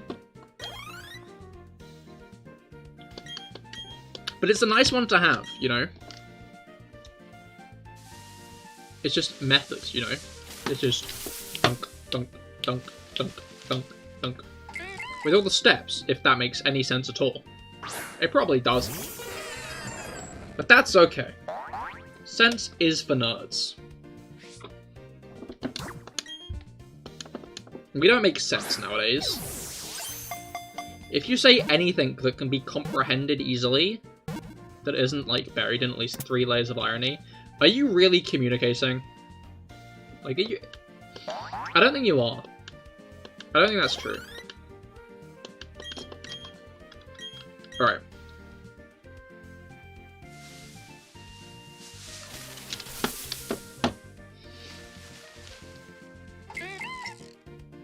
I fucking watched a Total Drama Island video recently. Because of course I did. You know. Did you guys watch Total Drama when it aired? Total Drama Island slaps, dude. Actively one of the greatest TV shows ever. Not enough to remember it.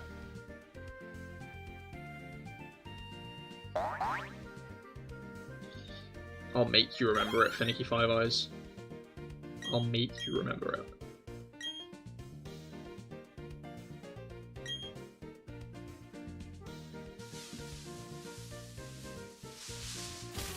Not possible. We'll see about that. We will see about that. But yeah, it's just a good show, you know? I wonder if they're, like, actually gonna make another season of it, because, like, there was talks of there being, like, another season, and they also, like, put a cease and desist out to, like, a Total Drama project that was made recently. So it kind of has me hopeful that we will actually see another Total Drama series. Maybe even with, like, the original cast. That'd be cool. Fuck. These chains be breaking. They be breaking. Why is Cuddles so directly behind me? We crushed him. Oh, he's there, actually. I didn't crush him. He's fine. He's fine, I guess. It's really tough. Teaching about Pokemon battle. Is that okay? No. I think she's gonna fight me. If I say yes to that, she's definitely gonna have a battle with me. Do you think I could just sweep her with Cuddles? I mean, I probably could. Because Cuddles.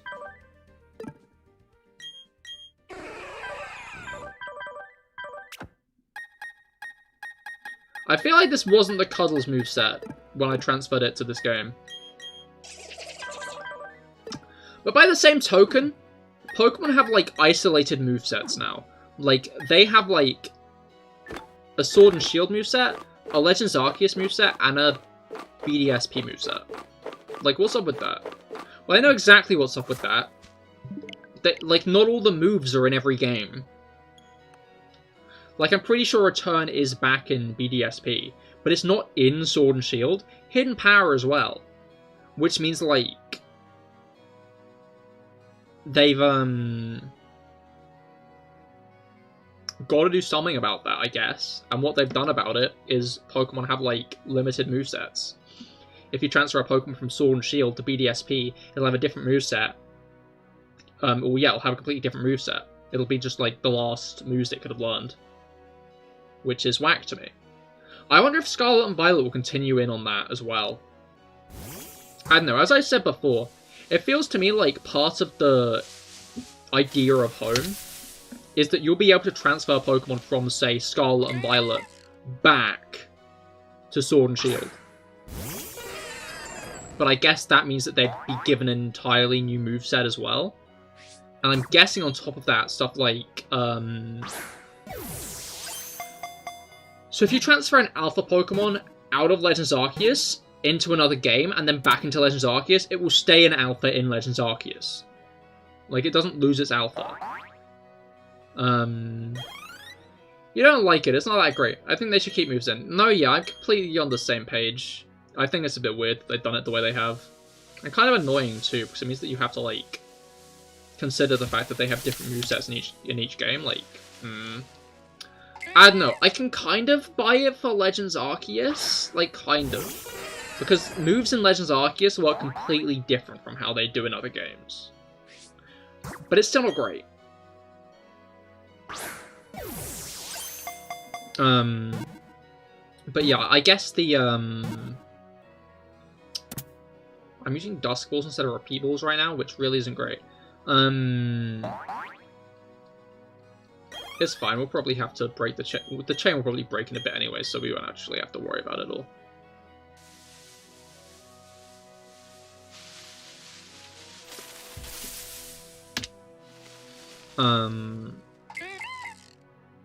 But yeah, like, that's the vibe I'm getting. But I don't know, it kind of, like, removes one part of games which was cool, which is being able to trade between games of the same gen. Because you can't trade between Sword and Shield and BDSP, or BDSP and Legends Arceus. Each game is now an island that can only trade with other games from that pair.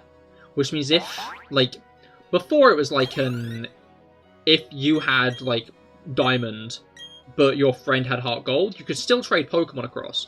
See the chain broker, like, immediately. But, like, now, if, like, you have Sword, but your friend has Brilliant Diamond, you can't trade. You're not able to trade even though they're from the same gen. And, like, again, I can kind of vibe with, like, Legends Arceus, because Legends Arceus, like, it's not a spin-off. I know it's not a spin-off, but it feels like more of an offshoot of the franchise, you know?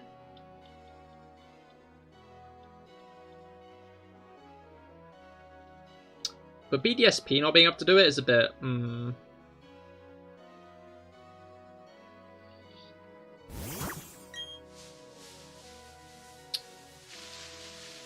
Alright.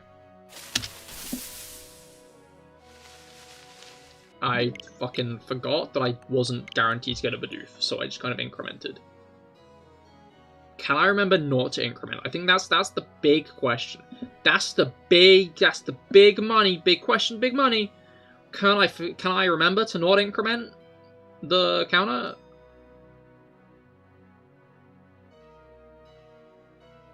Who knows?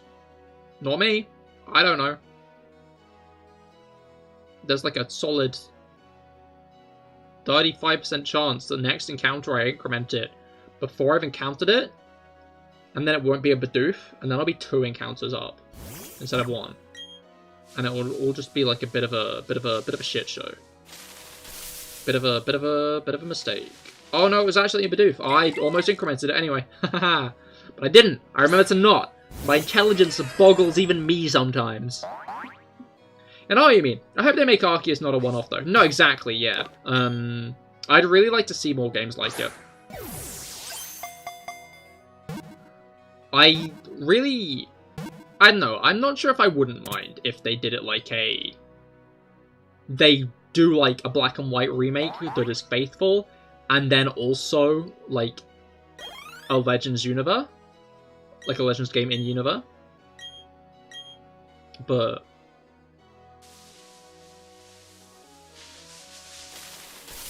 like, I'm not sure if I'd want this kind of remake for Black and White. Like, I guess I might be more tolerant of it if it's more polished.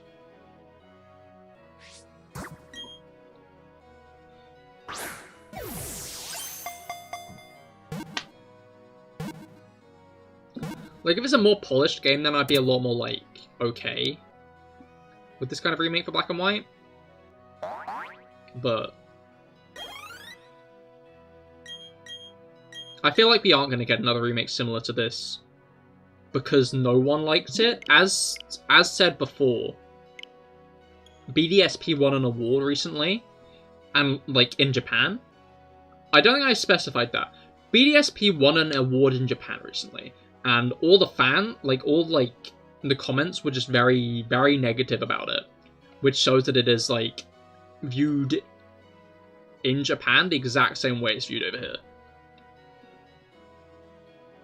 And then I went on a whole tangent, but I won't go on that again. We've already made that tangent. There is no need to go on more tangents. Did you know you can, like, go through the text too quick in these games?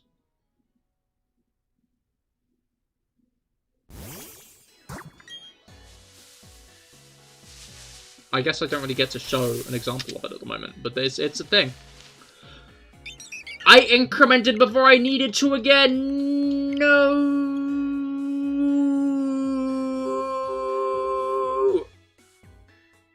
I am a fool. I am Butterfool. I am Butterfool! Butter. You guys big butter fans? You ever go to the fridge, grab your butter, just take a knife, bring it all the way across to get like a big roll of it, pick it out, like, what's a good comparison?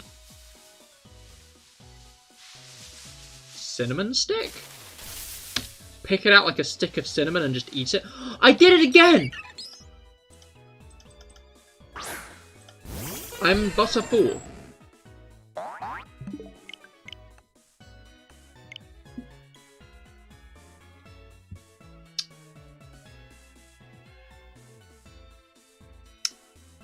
Yeah.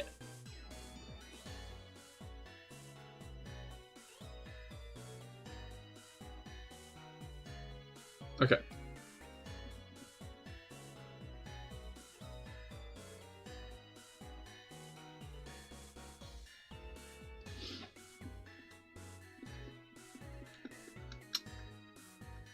Where my brain needs to reboot.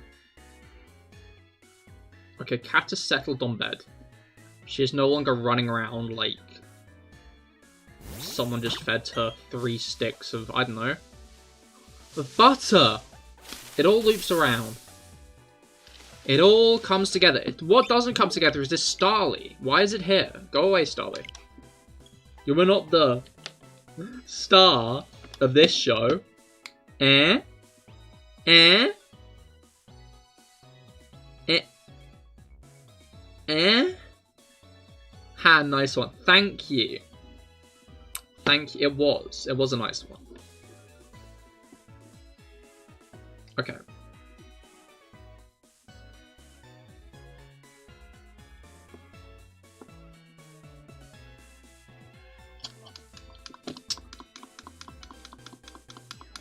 I feel like these games would be quick if when you press the A button, it instantly went to the next scene, you know? Like, these would be quick and easy to reset if the loading times weren't so long. But because the loading times are long, that kind of, like, kneecaps it. Oh my god, another Starly. What is up with all the Starly? What is up with this? Despicable. There doesn't need to be this many. There could be less Starly. I think that's just a general take, honestly.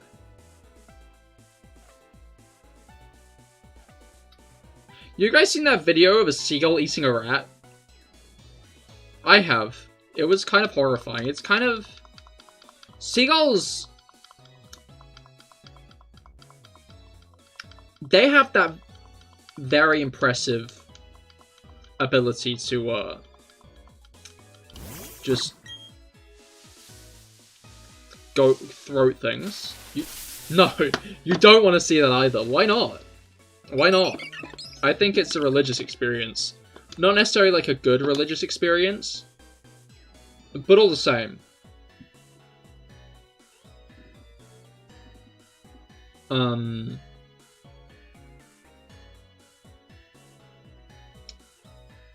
But yeah, oh,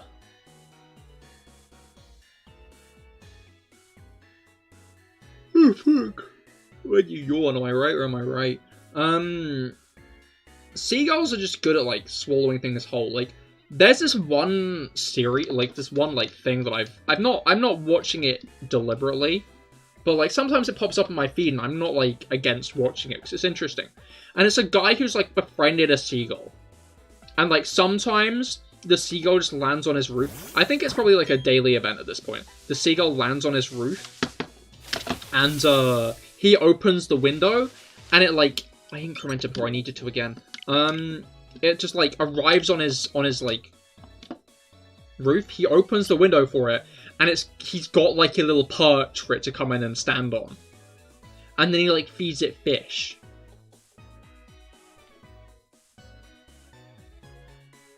But, like, sometimes he just feeds it, like, a big chunk of fish, and they just swallow it whole.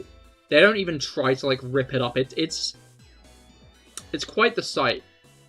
Honestly, it's quite the contrast. I remember, I'm not sure if Kite's still in chat, but if he is, he'll probably remember this. Once we were hanging out, and, like, we were eating Subway on a bench. Just a couple of guys eating Subway on a bench, and there were some pigeons around.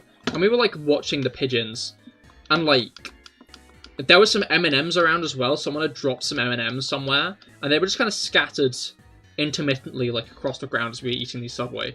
And, like, there was one pigeon who went up to one and tried to eat it. This pigeon could not eat the Subway. This pigeon was not the throat goat. But you know who was the throat goat? This other, slightly fatter pigeon, who easily swallowed that M&M. I don't know what the point of this story is, but, like, that pigeon was a unit, and I don't know if it was a unit. I don't know if the fact that it was a unit let it swallow the M&Ms whole, or if it was a unit because it could swallow the M&Ms whole, but the other pigeons couldn't. In which case, I guess that pigeon was the fittest. I mean, it wasn't the fittest. Like,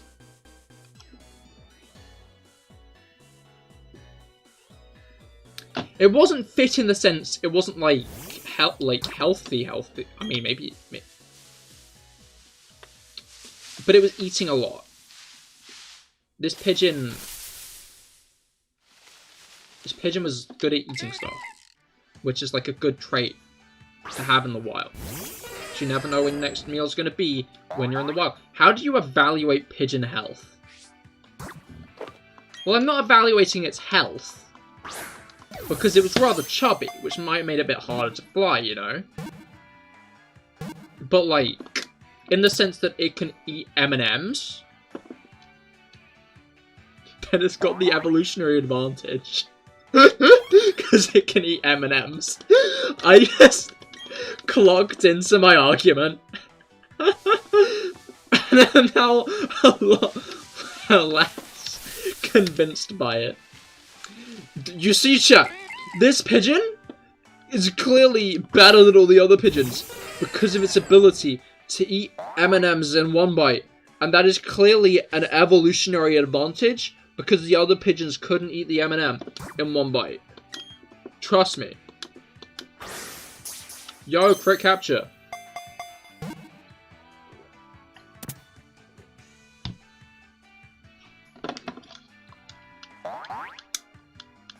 Anyway, thanks for coming to my TED Talk.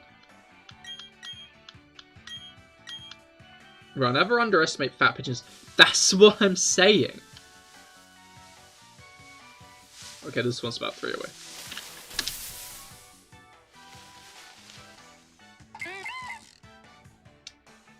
I think we should start ending things with thanks for coming to my TED Talk again more often. It's got a very specific energy to it, and I appreciate that energy a lot. I'm a big energy appreciator. Do you guys like energy? Like having power? You can tell it's getting late into the stream. I always find it interesting watching like stream highlights and stuff. And then when like the first 3/4 clearly is of like the video is clearly like the first half of the stream. And the remaining quarter is the rest of the stream. As like the streamer became more and more tired and delirious and stressed by the challenge that they were doing. I'm talking mostly about dog videos, I'll be honest.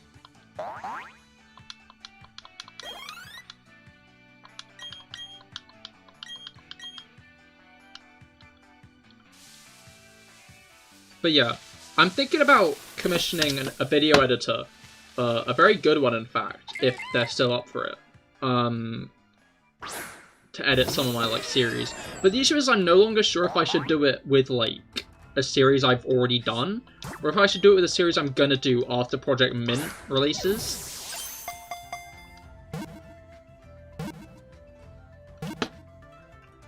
But yeah, we'll see. Depends what my next series are. Well, I mean, one of them will be PokeMMO Hoenn. And I've got an idea for the other one, but I think I'll let you wait and hold tight for that one. Because I think it's going to be a cool one. 1, 2, 3, 4.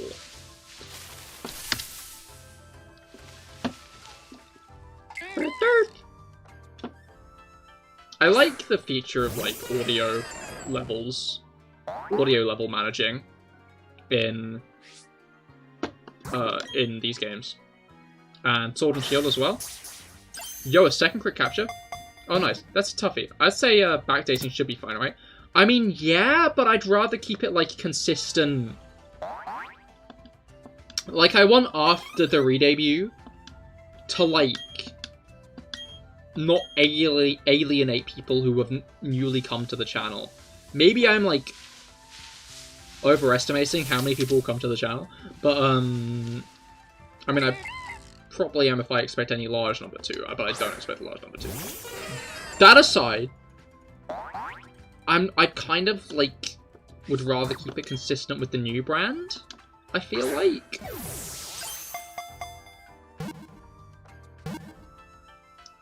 Because, like, that's the point of the rebrand. It's like a rebrand.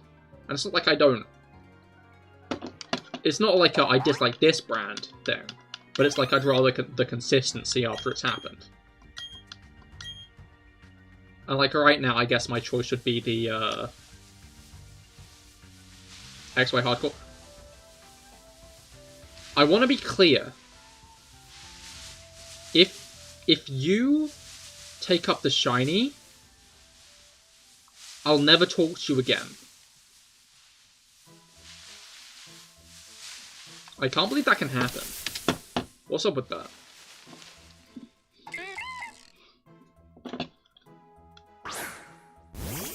Alright. I know there's like 45 minutes of the stream left, but that's still actually kind of a while. So I'm gonna go and piss quickly. I'll be back in literally 2 seconds. Be right back.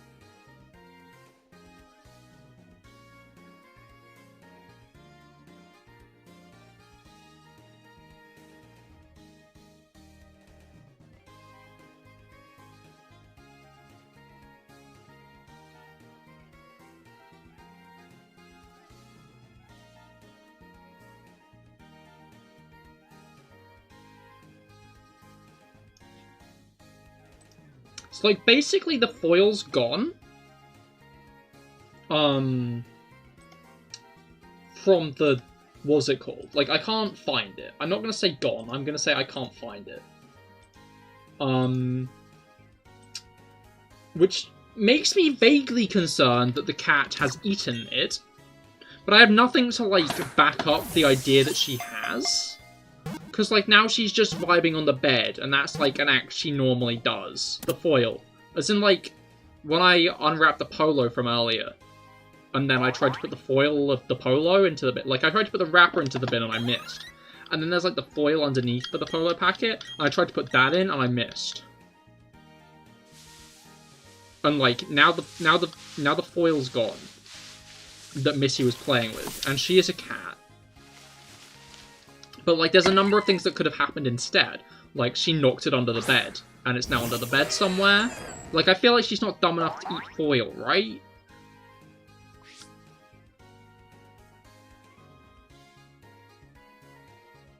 To be clear, that was me looking out the corner of my eye at the cat. Like, she seems fine. I gave her a tickle and she just looked perturbed. I gave her a pat and she just kind of looked at me just like, what the fuck? Why are you doing this? I'm clearly just vibing here. Why are you giving me attention when I'm so clearly just... Well, that does sound likely. Like, I'm not sure how likely, though. That's the thing.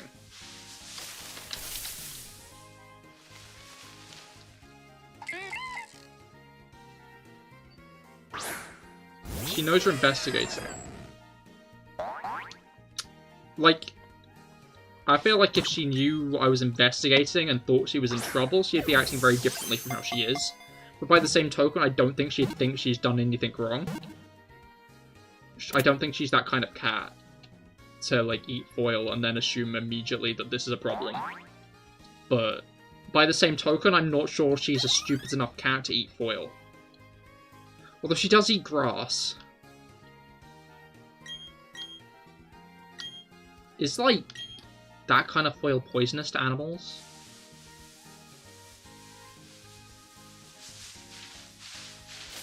Like, I feel like you can't make packaging that's, like, poisonous. Like, to, like, animals or dogs, though. Because, like, if a child drops it, like, there's not much you can do.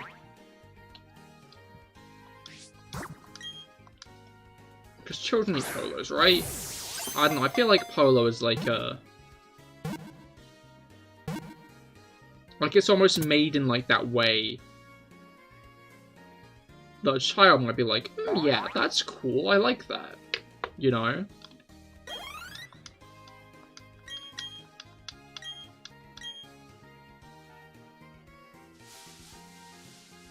But I don't think she's acting outside of herself. As in, like, differently than she normally would at the moment. So, I'm just kind of hoping that she hasn't done that.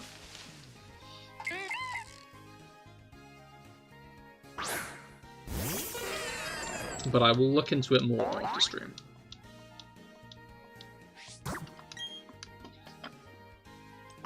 I shan't just leave it there.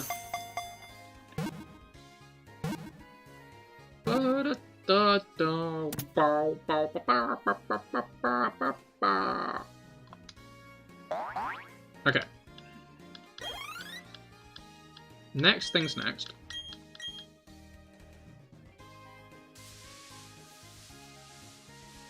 That is a 1, 2, 3, 4. It is 4. Which means this is far enough away to be another Bidoof that should have the 90% renew rate.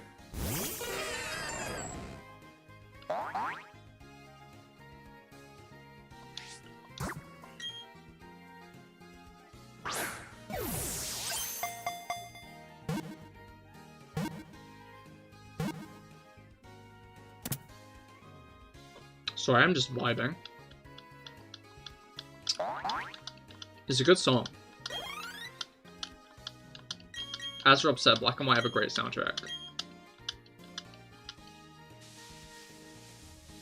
Okay, is that 4 up? 1, 2, 3, 4. It is! Would you look at that? That's effervescent. That's the word I'm going to use.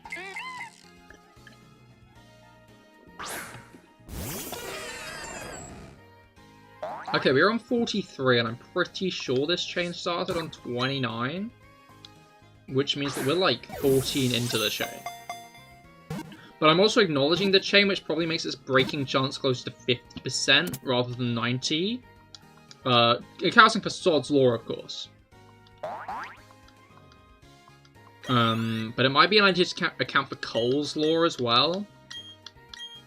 In all this, because now I've acknowledged. Okay, it is still on. We're on a 14 Bidoof chain. Okay, that's 3 away, but is it 4 away up? 1, 2, 3, it's not. Oh wait, these are 4 away. Okay, let's go for this one. Bidoof. Bidoof. I think Bidoof just has a very nice cry.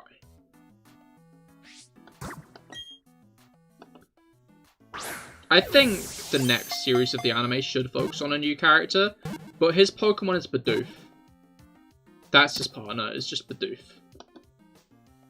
And like, it's a Bidoof he takes seriously and stuff. Like, it's a Bidoof that actually does help in battle. Like, it's an actually good partner of his. Like, it's shown on multiple occasions, like, how this Bidoof helps out. Like, you know how Ash often clings onto the side of, like, his water Pokemon to get across bodies of water? Like, this trainer would use Bidoof for that, you know? If there's, like, a rock or something, this Bidoof can destroy it.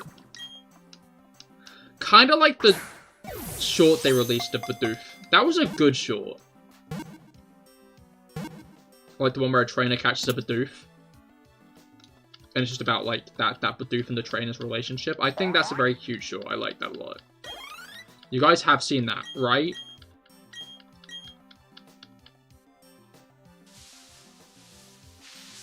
Okay, I almost went as, like, the immediately adjacent one, which would have been a bit of an issue. And I guess there's never a guarantee, but, like... What to say about that? Hell yes, exactly. It's a good short. It's animated very well and it's very cute, and I like its ending.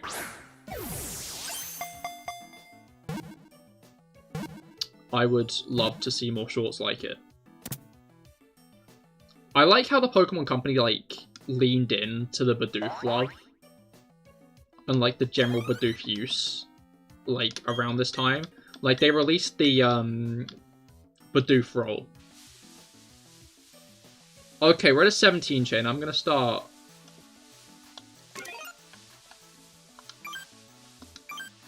I do have the step counter, right? I think that comes pre-installed in the Pokédex. It does. Okay.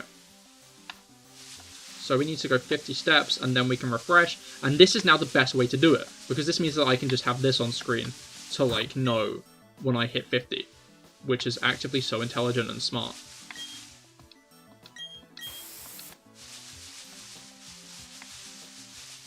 It's not like I'm going to do 9,999 steps. Okay, I've hit over 50 again. Maybe I should reset it? Okay. I've got this, I got this. I know what I'm doing. Yo, no fucking way! Holy shit, dude! Dude! Yay! Haha, you love to see it. You love to see it. That was like 3. That was like 3 resets of the chain. Holy shit. Fuck, dude. Look at that.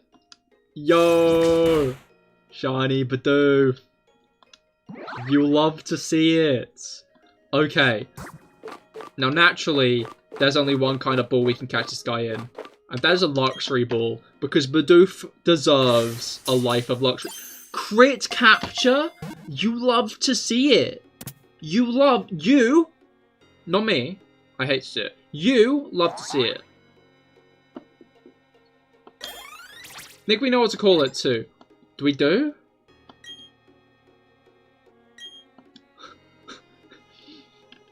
I mean, yeah, we do, but I'm testing you, so you have to tell me to make sure that we're on the same page. Like, I'm testing you here to see what you think it's meant to be called, just to make sure that we're on the same superior wavelength.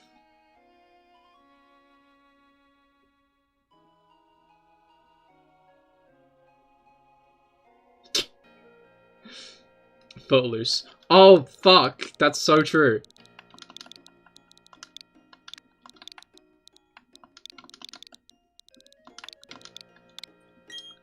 She does have to be Footloose. I guess this is a shiny B-Barrel then. Let's put Finicky Look Away.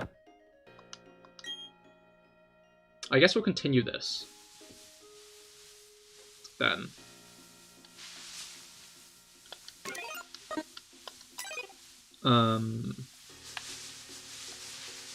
Because I wouldn't mind a shiny Bidoof for the shiny Bidoof's sake. I will be honest. Sorry, I'm still getting used to the reset mechanic. But yeah, okay, we'll evolve that one. And then I want another one to keep as a Bidoof. So the hunt continues. I was thinking, oh god, what am I going to do now? Because we only have like half an hour left. But I guess we do have a task. And that is another Bidoof. Well, like, I didn't forget, but like, I wasn't expecting Footloose to be the answer, you know? Like, I thought that there was like some obscure reference that I wasn't getting.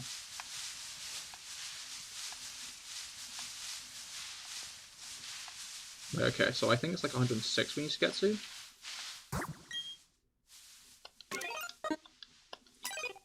Fucking PokeRadar grass shines are so satisfying. Like they hit the ball out of the park with PokeRadar shines.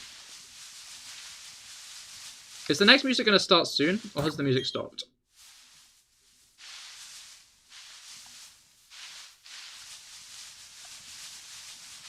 God, I fucking did it again. I keep on forgetting to reset the chain. Is there a way I can just, like... No, that didn't work, actually.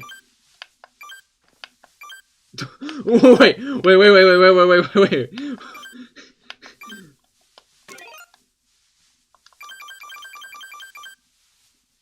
Okay. That works.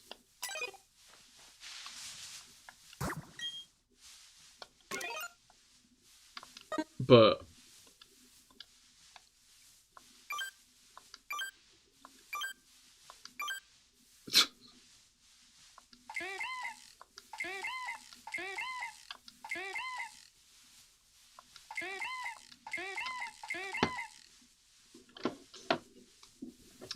Our obtained Pokemon list is absolutely flawless. Also, the music has stopped, I think. It just managed to stop at the beginning instead of halfway through a song this time. I hate how it does that. Like, you do not need to just stop. Game. That's not a YouTube. That's not a thing that is necessary.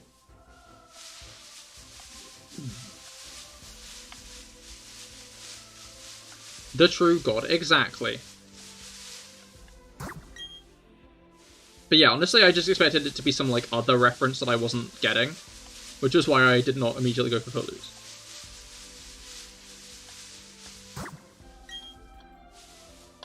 Bob. Bob. Bob. Okay. I think the next hunt I do, if I do another hunt on stream, will be a soft reset hunt. I don't know what it is about soft resetting that I like, but I do want to do another soft reset hunt. I've gone way too far. I keep on thinking that the B button will take me out of the Pokédex screen, but it doesn't, and I always confuse myself with it. Almost like it's a very mid integration of the Pokédex.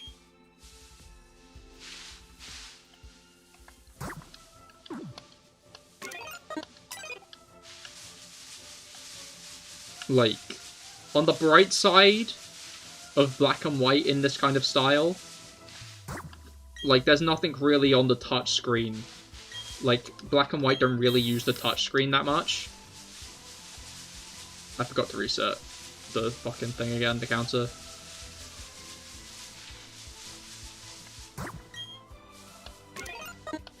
Okay. You know what? It'll become muscle memory eventually, right? Right?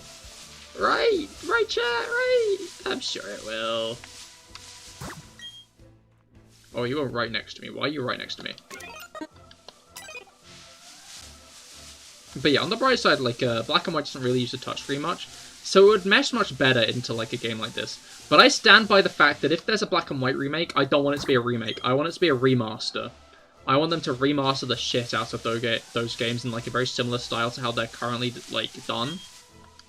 they currently are, and then like a remaster of Black and White and Black and White 2. Well, like, you buy the games and it's in like one package, basically.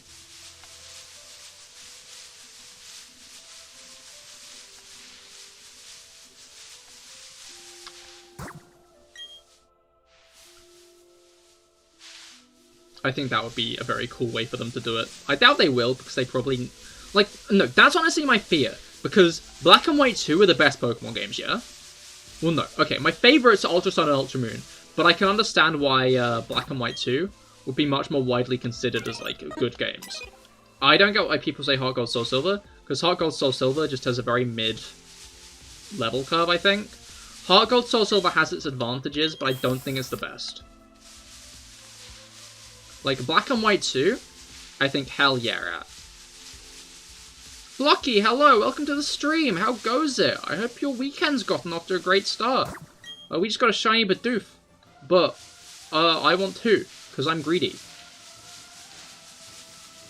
So I'm now gunning for a second. Oh boy, 2 more steps. Okay, let's actually reset the Pokedex. You're looking for a shiny Zygarde? Yo, best of luck. Dynamax Adventures? Wait, no, that's the only way you can get a shiny Zygarde, isn't it? I think? I'm pretty sure. I think it's shiny locked in Sun Moon Sun.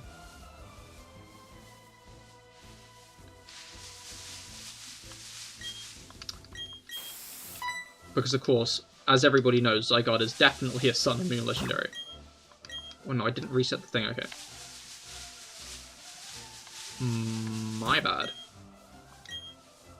1 step, okay. You love to see it.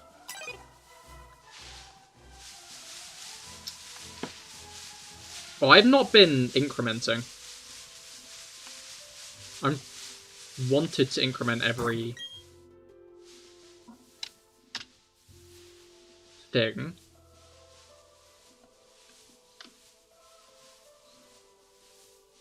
This is why radar hunts are annoying, because they're hard to track. Like, do you increment every, like, pulse of the radar? Because that's when I do it, but then I keep on forgetting to do every pulse of the radar. Let's just go 55 and hope that that's about accurate. Because then it looks cool when we actually get one. But yeah, I hope your hunt's going well. How's the hunting been? Okay. Fuck, I've already started. Okay, might as well commit to this pulse. Gonna be honest, this pulse always takes up all my brain cells. We were lucky as hell getting the first Bidoof so early. I fucking forgot to reset it again! No! I wonder if there'll be a legendary thing in the what's it called? Scarlet Violet DLC, like there was in Sword and Shield. What's your favorite, what's your guys' favorite legendary method? Like, Hooper Rings, the Ultra Wormhole,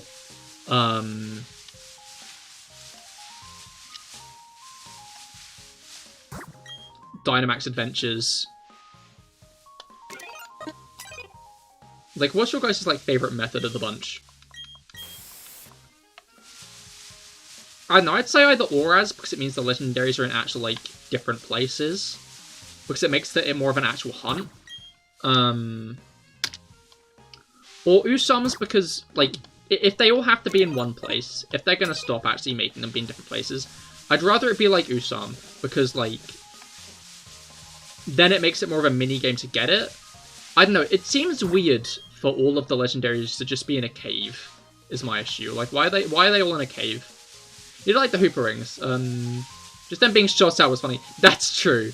Them just, popping out of the rings as, the, animation was a good one.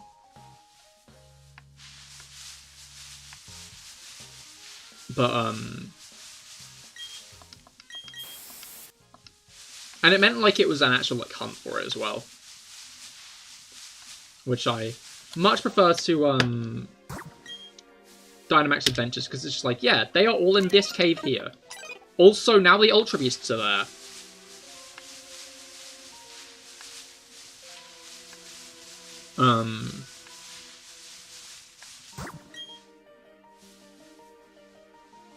Okay. You found Ultra Wormhole's a bit of a chore. That's fair. It was kind of like hard to like get the legendary you wanted, but I feel like that kind of made it kind of more interesting, because at least it was like kind of difficult to do it. It wasn't just a legendary on your lap now.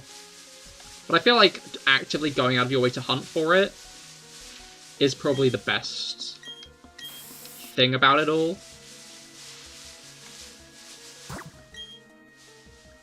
Honestly, I wouldn't be mad if Scarlet and Violet just didn't have a legendary hunt like that. Like, if they have a legendary hunting post-game, like a legendary hunting base thing in the post-game, I'd rather it be like Black and White 2 or Heart Gold and Soul Silvers. In fact, I feel like Black and White 2 is probably a more apt comparison. Because HDSS only really had the Lattes and Groudon and Kyogre. But Black and White 2 actually had, like, a bunch. Of just, like, actually interesting ways the legendaries were integrated.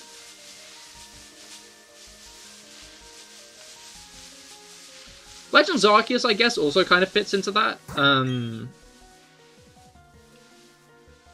In the sense that it, what was it called? Had, like, an actual thing going on for you to get all the legendaries in the post-game. Even though it was, like, its own kind of quest to catch them all. Because they all have their own plates. But it meant they were all in cool different locations that made sense for them. And I feel like that would be the way I'd want it to be done from now on. Because, like, bluntly put, especially with Home working the way it will, I assume it will, sorry. Like... Wait, let me take a drink quickly.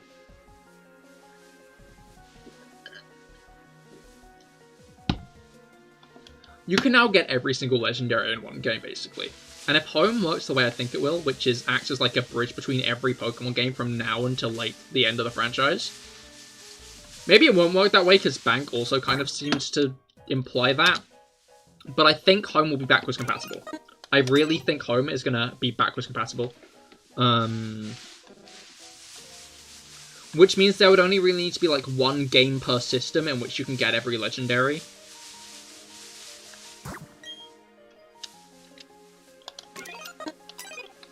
And then we could like have actual interesting ways to get legendaries in other games, you know?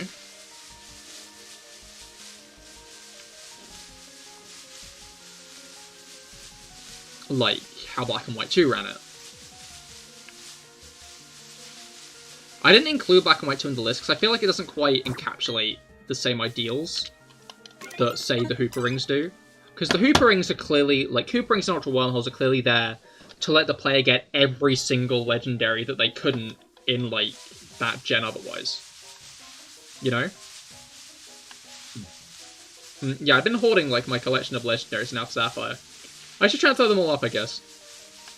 Yeah, no, I transferred them all up, like, when I got home. When I got Home being, like, the app, when Home came out, I transferred them all up. The issue is just right now, I have a bunch of shinies just locked away in the back of a Home box. I think after Scarlet and Violet comes out, I assume I'll be able to have them all in an actual game. But that was not an option for when I first did it, which was kind of irritating. Yo, 69 counters! It's the funny sex number, chat! Isn't that crazy? Isn't that hilarious? Can we get some laughing in chat? The funny sex number?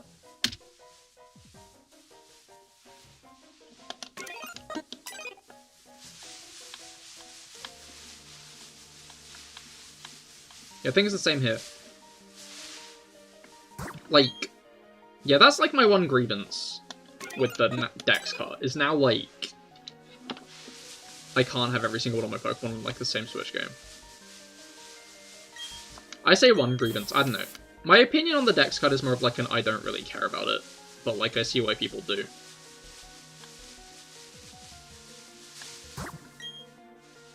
I'm not gonna lose a hair over it. but I get why people are miffed.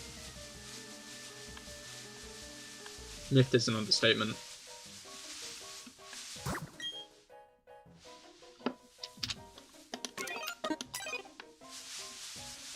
But yeah, it'll be nice when Scarlet and Violet are out, because then they're like, I'm guessing a big point of Scarlet and Violet is going to be, well, not point, but like a bit of Scarlet and Violet is going to be getting the rest of the Pokemon like onto one game.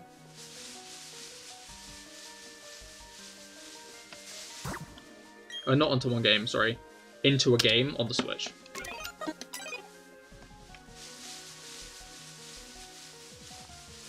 Like, they've got every single Pokemon from Gen 1 to 4, which BDSP did masterfully? Is that the adjective I wanted to use to describe it? I don't know. But, like, every Pokemon from Gen 1 to 4 is on BDSP, which is, like, good. But, like, there are still a bunch of gaps in Gen 6 and 7. 5, 6, and 7. Although more 6 and 7, because, again, I don't know why Gen 5 is such, like, a big focal point. But it is! Like, other than, like, Gen 3 and stuff, like, there were more regional variants from other gens in Sword and Shield and Legends Arceus. But Gen 5 was the focus. Like, Gen 5 was the center of it all, which was weird. I don't know, part of me wonders if Gen 5 was the center, because basically Gens 5 and 6 and 7 and 8, technically. But I'm gonna go for 5, 6, and 7 are, like, the gens that haven't had proper treatment of, like... 4 as well, actually, now I think about it. But, like, Gen 2 gave evolutions to Pokemon from Gen 1. Gen 3 gave evolutions to Pokemon from Gen 2. Gen 4 gave evolutions to Pokemon from, like, all the previous gens, as well as pre-evolutions. But then Gen 5 didn't. And then Gen 6 introduced Megas. And then since then, before Sword and Shield and Legends Up, before Gen 8, the only generation which added an evolution was Gen 6, which added Sylveon.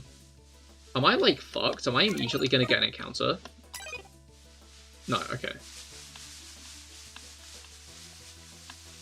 So part of me wonders if, like, the focus on Gen 5 regional variants has been specifically to account for the fact that, like, Gen 5 hasn't had the same next-gen feeding into it love.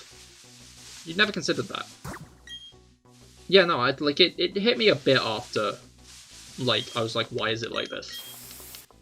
I was like, maybe this is why, actually. So, I guess we'll have to find out if, like, Gen 6 is focused on in the next gen. For, like, evolutions.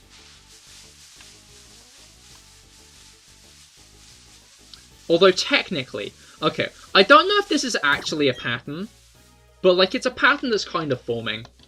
And it just seems to me like every other gen, so, like, Gen 2, Gen 4, and then kind of Gen 6, had, like, a focus on giving evolutions to Pokemon, you know? Like, Gen 3 did have some. It had, like, Why Not, and there was one other, I think. Azurill. Yeah, Gen 3 had, like, Why Not and Azurill. But, like, it only had 2. Gen 5 obviously had none. Gen 7 had none. Gen 6 did Megas. Gen 4, like, half the decks is evolutions, even though they're not in the main Diamond and Pearl decks, for no fucking reason. And then Gen 8 leaned back into that with giving Pokemon evolutions. Which just makes me wonder if it's, like, an intentional way of doing things. Also, another interesting observation. Gen 6 introduced Megas, which gave Pokemon new forms. Gen 7 introduced Z-moves. Which only gave Necrozma new forms because Necrozma was, like, the focus of it. Gen 8 introduced Gigantamax, which gave Pokemon new forms. And now Gen 9 is introducing terrestrialization, which gives Pokemon new types instead of, like, giving them new forms. I just wonder if that's, like, an intentional thing. I guess we'll have to see what Gen 10's gimmick is. I don't know, I still kind of hope Gen 10 just doesn't have a gimmick. But I'm always going to be on that copium, I think.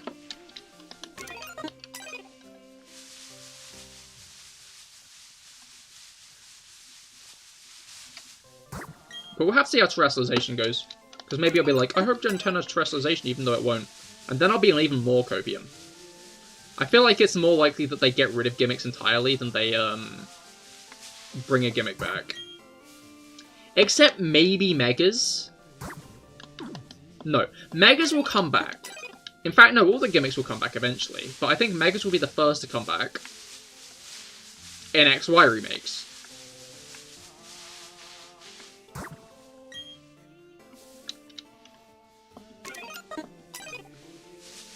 And then I guess, like, if there's... Oh, that's true, actually. Maybe not. I was gonna say maybe if there's, like, a Legends XY, like a Legends Diancie or whatever, they would, have Megas in that. But would they? Because I bet a Legends Diancie would be, like, around the time of the Great War. Because, like, that's, like, the main focal point of that thing. Evil's Blade, hello, welcome to the stream! I hope your weekend's gotten off to a good start. How's it going? Yeah, we just got a shiny Bidoof, but I'm greedy and I want a second, so I'm still hunting for shiny Bidoof.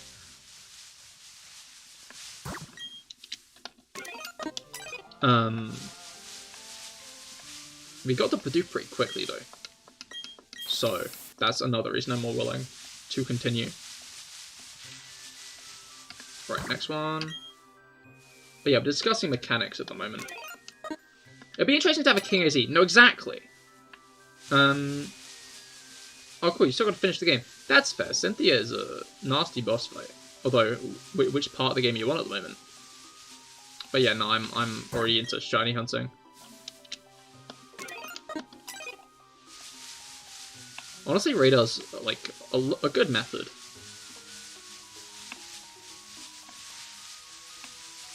Well, I wouldn't mind the return of SOS. I think SOS is my favourite shiny hunting method in general.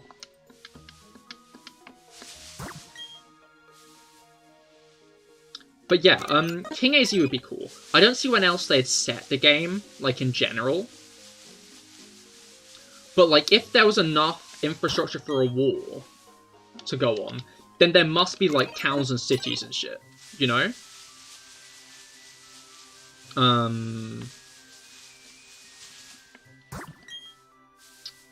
No shinies. Yeah, there still must be, like, towns and cities and stuff. Like, around the region. Ancient Kalos, I guess. Sorry, my brain is, like, crashing. I don't know why.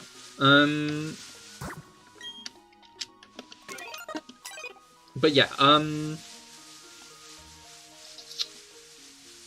would Megas be in that game, though, is my question. Because... Ooh.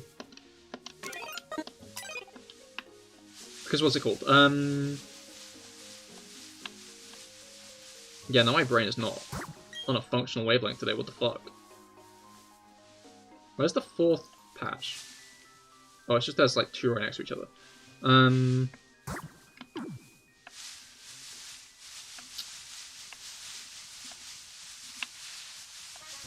No, I got this. Watch.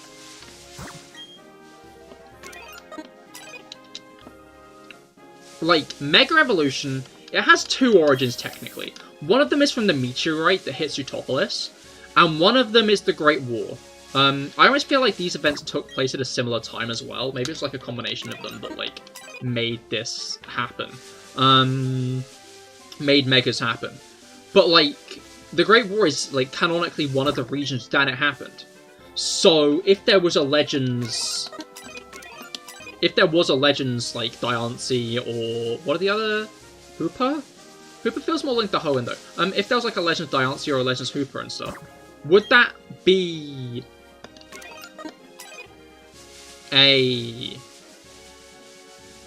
takes place during the Great War. And if it did, would there be megas? Because the Great War created megas.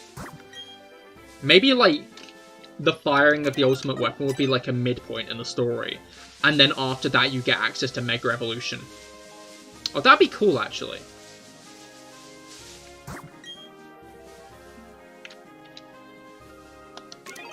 Just, like, the middle of the story is, oh, yeah, AZ's firing the ultimate weapon. And then, like, you have to, like, bring him to justice or whatever for, like, doing it. Or something.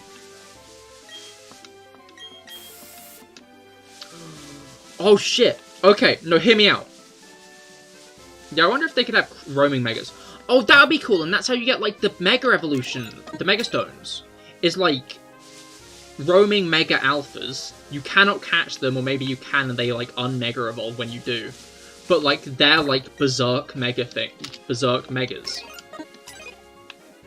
In, like, a stage when Megas are brand new. Maybe the game would explicitly start after the firing of the ultimate weapon, actually, and then the rest of the game is about taking AZ down. But yeah, no, hear me out, hear me out. Okay, this is like a break in the way things have been set up before, but like, I'd say there's no system with when the next Legends game will come out. Or like what it'll be. Imagine, hear me out, hear me out. The crater in the middle of Paldea is from the Great War. But, like, that is referenced in X and Y. But to give context to that after, Legends whatever, maybe Floette, maybe it'd be Legends Floette. And it's like AZ's Floette.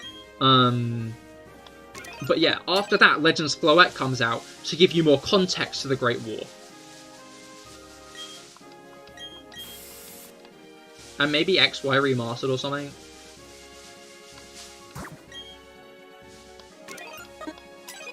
I think that would be cool. Because that'd be a cool way to use a Legends game, you know? Is to inform a main series game.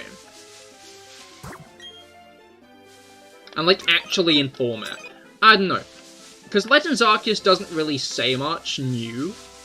No, it says new stuff. But it doesn't really say anything else, you know? Wait, what am I trying to say? No, I know what I'm trying to say, but how can I phrase it in a way that makes sense? Maybe finally we get the Light Ruin move. Exactly! Exactly.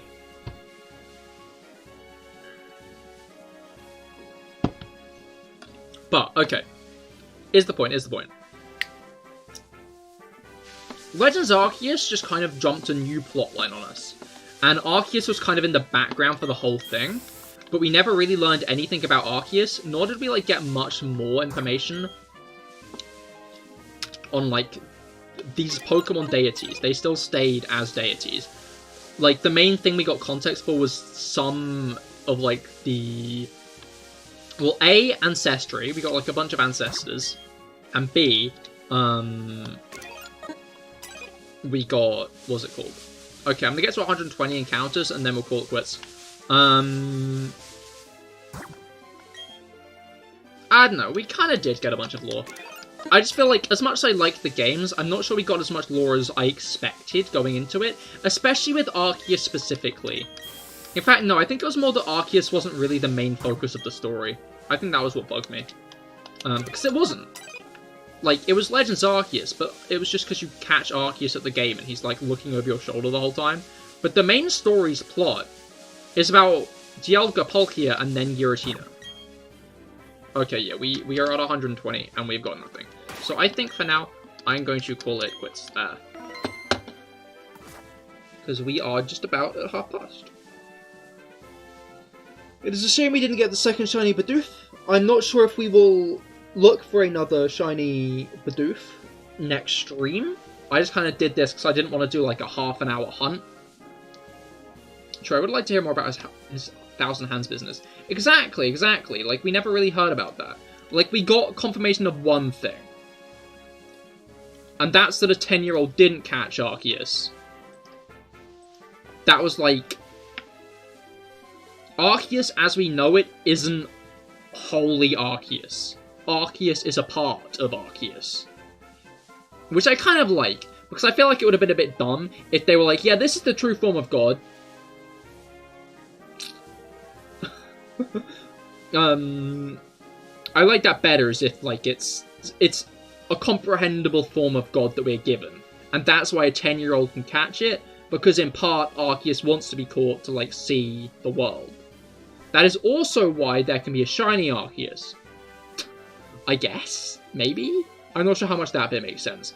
But it makes sense that it's more of, like, a part of God than God itself. If that makes sense. But yeah. Wait, no, I'm gonna quickly just fucking get out of here. Oops, I accidentally went into a tall grass patch. Please be a shiny. That would have been really funny. You know what? It'll be silent now. You'll hear the Mew cry in just a moment. There we go. But now there won't be any more noise. Okay, that's more noise. Are we done? We're done. Okay. We're also done with the music. That's crazy. Anyway, but yeah. Thank you all for coming. Next stream will be Monday. It'll be more of the Pokemon X Hardcore Nuzlocke series, which we have been continuing on with. We will be fighting Olympia. Will we finally get revenge on her? Or will she wipe the floor with us again? Who knows? You'll have to stay tuned.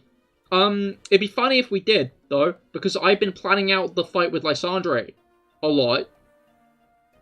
So I guess that would be amusing as an outcome. Because it would just kind of hurt. Because Lysandre has his Gyarados has such good coverage. Like, his Gyarados is, like, very well, like, balanced as a Pokemon. Like, oh, Electric type is the biggest threat to Gyarados. It has Earthquake. Oh, what other good big threats are there? Rock? Well, it's a water type. But yeah. Thanks, Cahir. It was good. And congrats on another 2 shinies. That's right, we did get 2 today. Wait, holy fuck. I never get 2 in one stream. I didn't even consider that. I forgot. Yeah, thank you. Thank you for coming. This was a great one. And I do hope to see you Monday, 7:20 PM UST+1 for our next Pokemon X Hardcore Nuzlocke stream. I'm not sure when the next shiny hunting stream will be. But yeah, I hope to see you all there. And have great rest of your weekends. Wonderful Sundays. And I hope you Brits in the audience enjoy your 3-day weekend.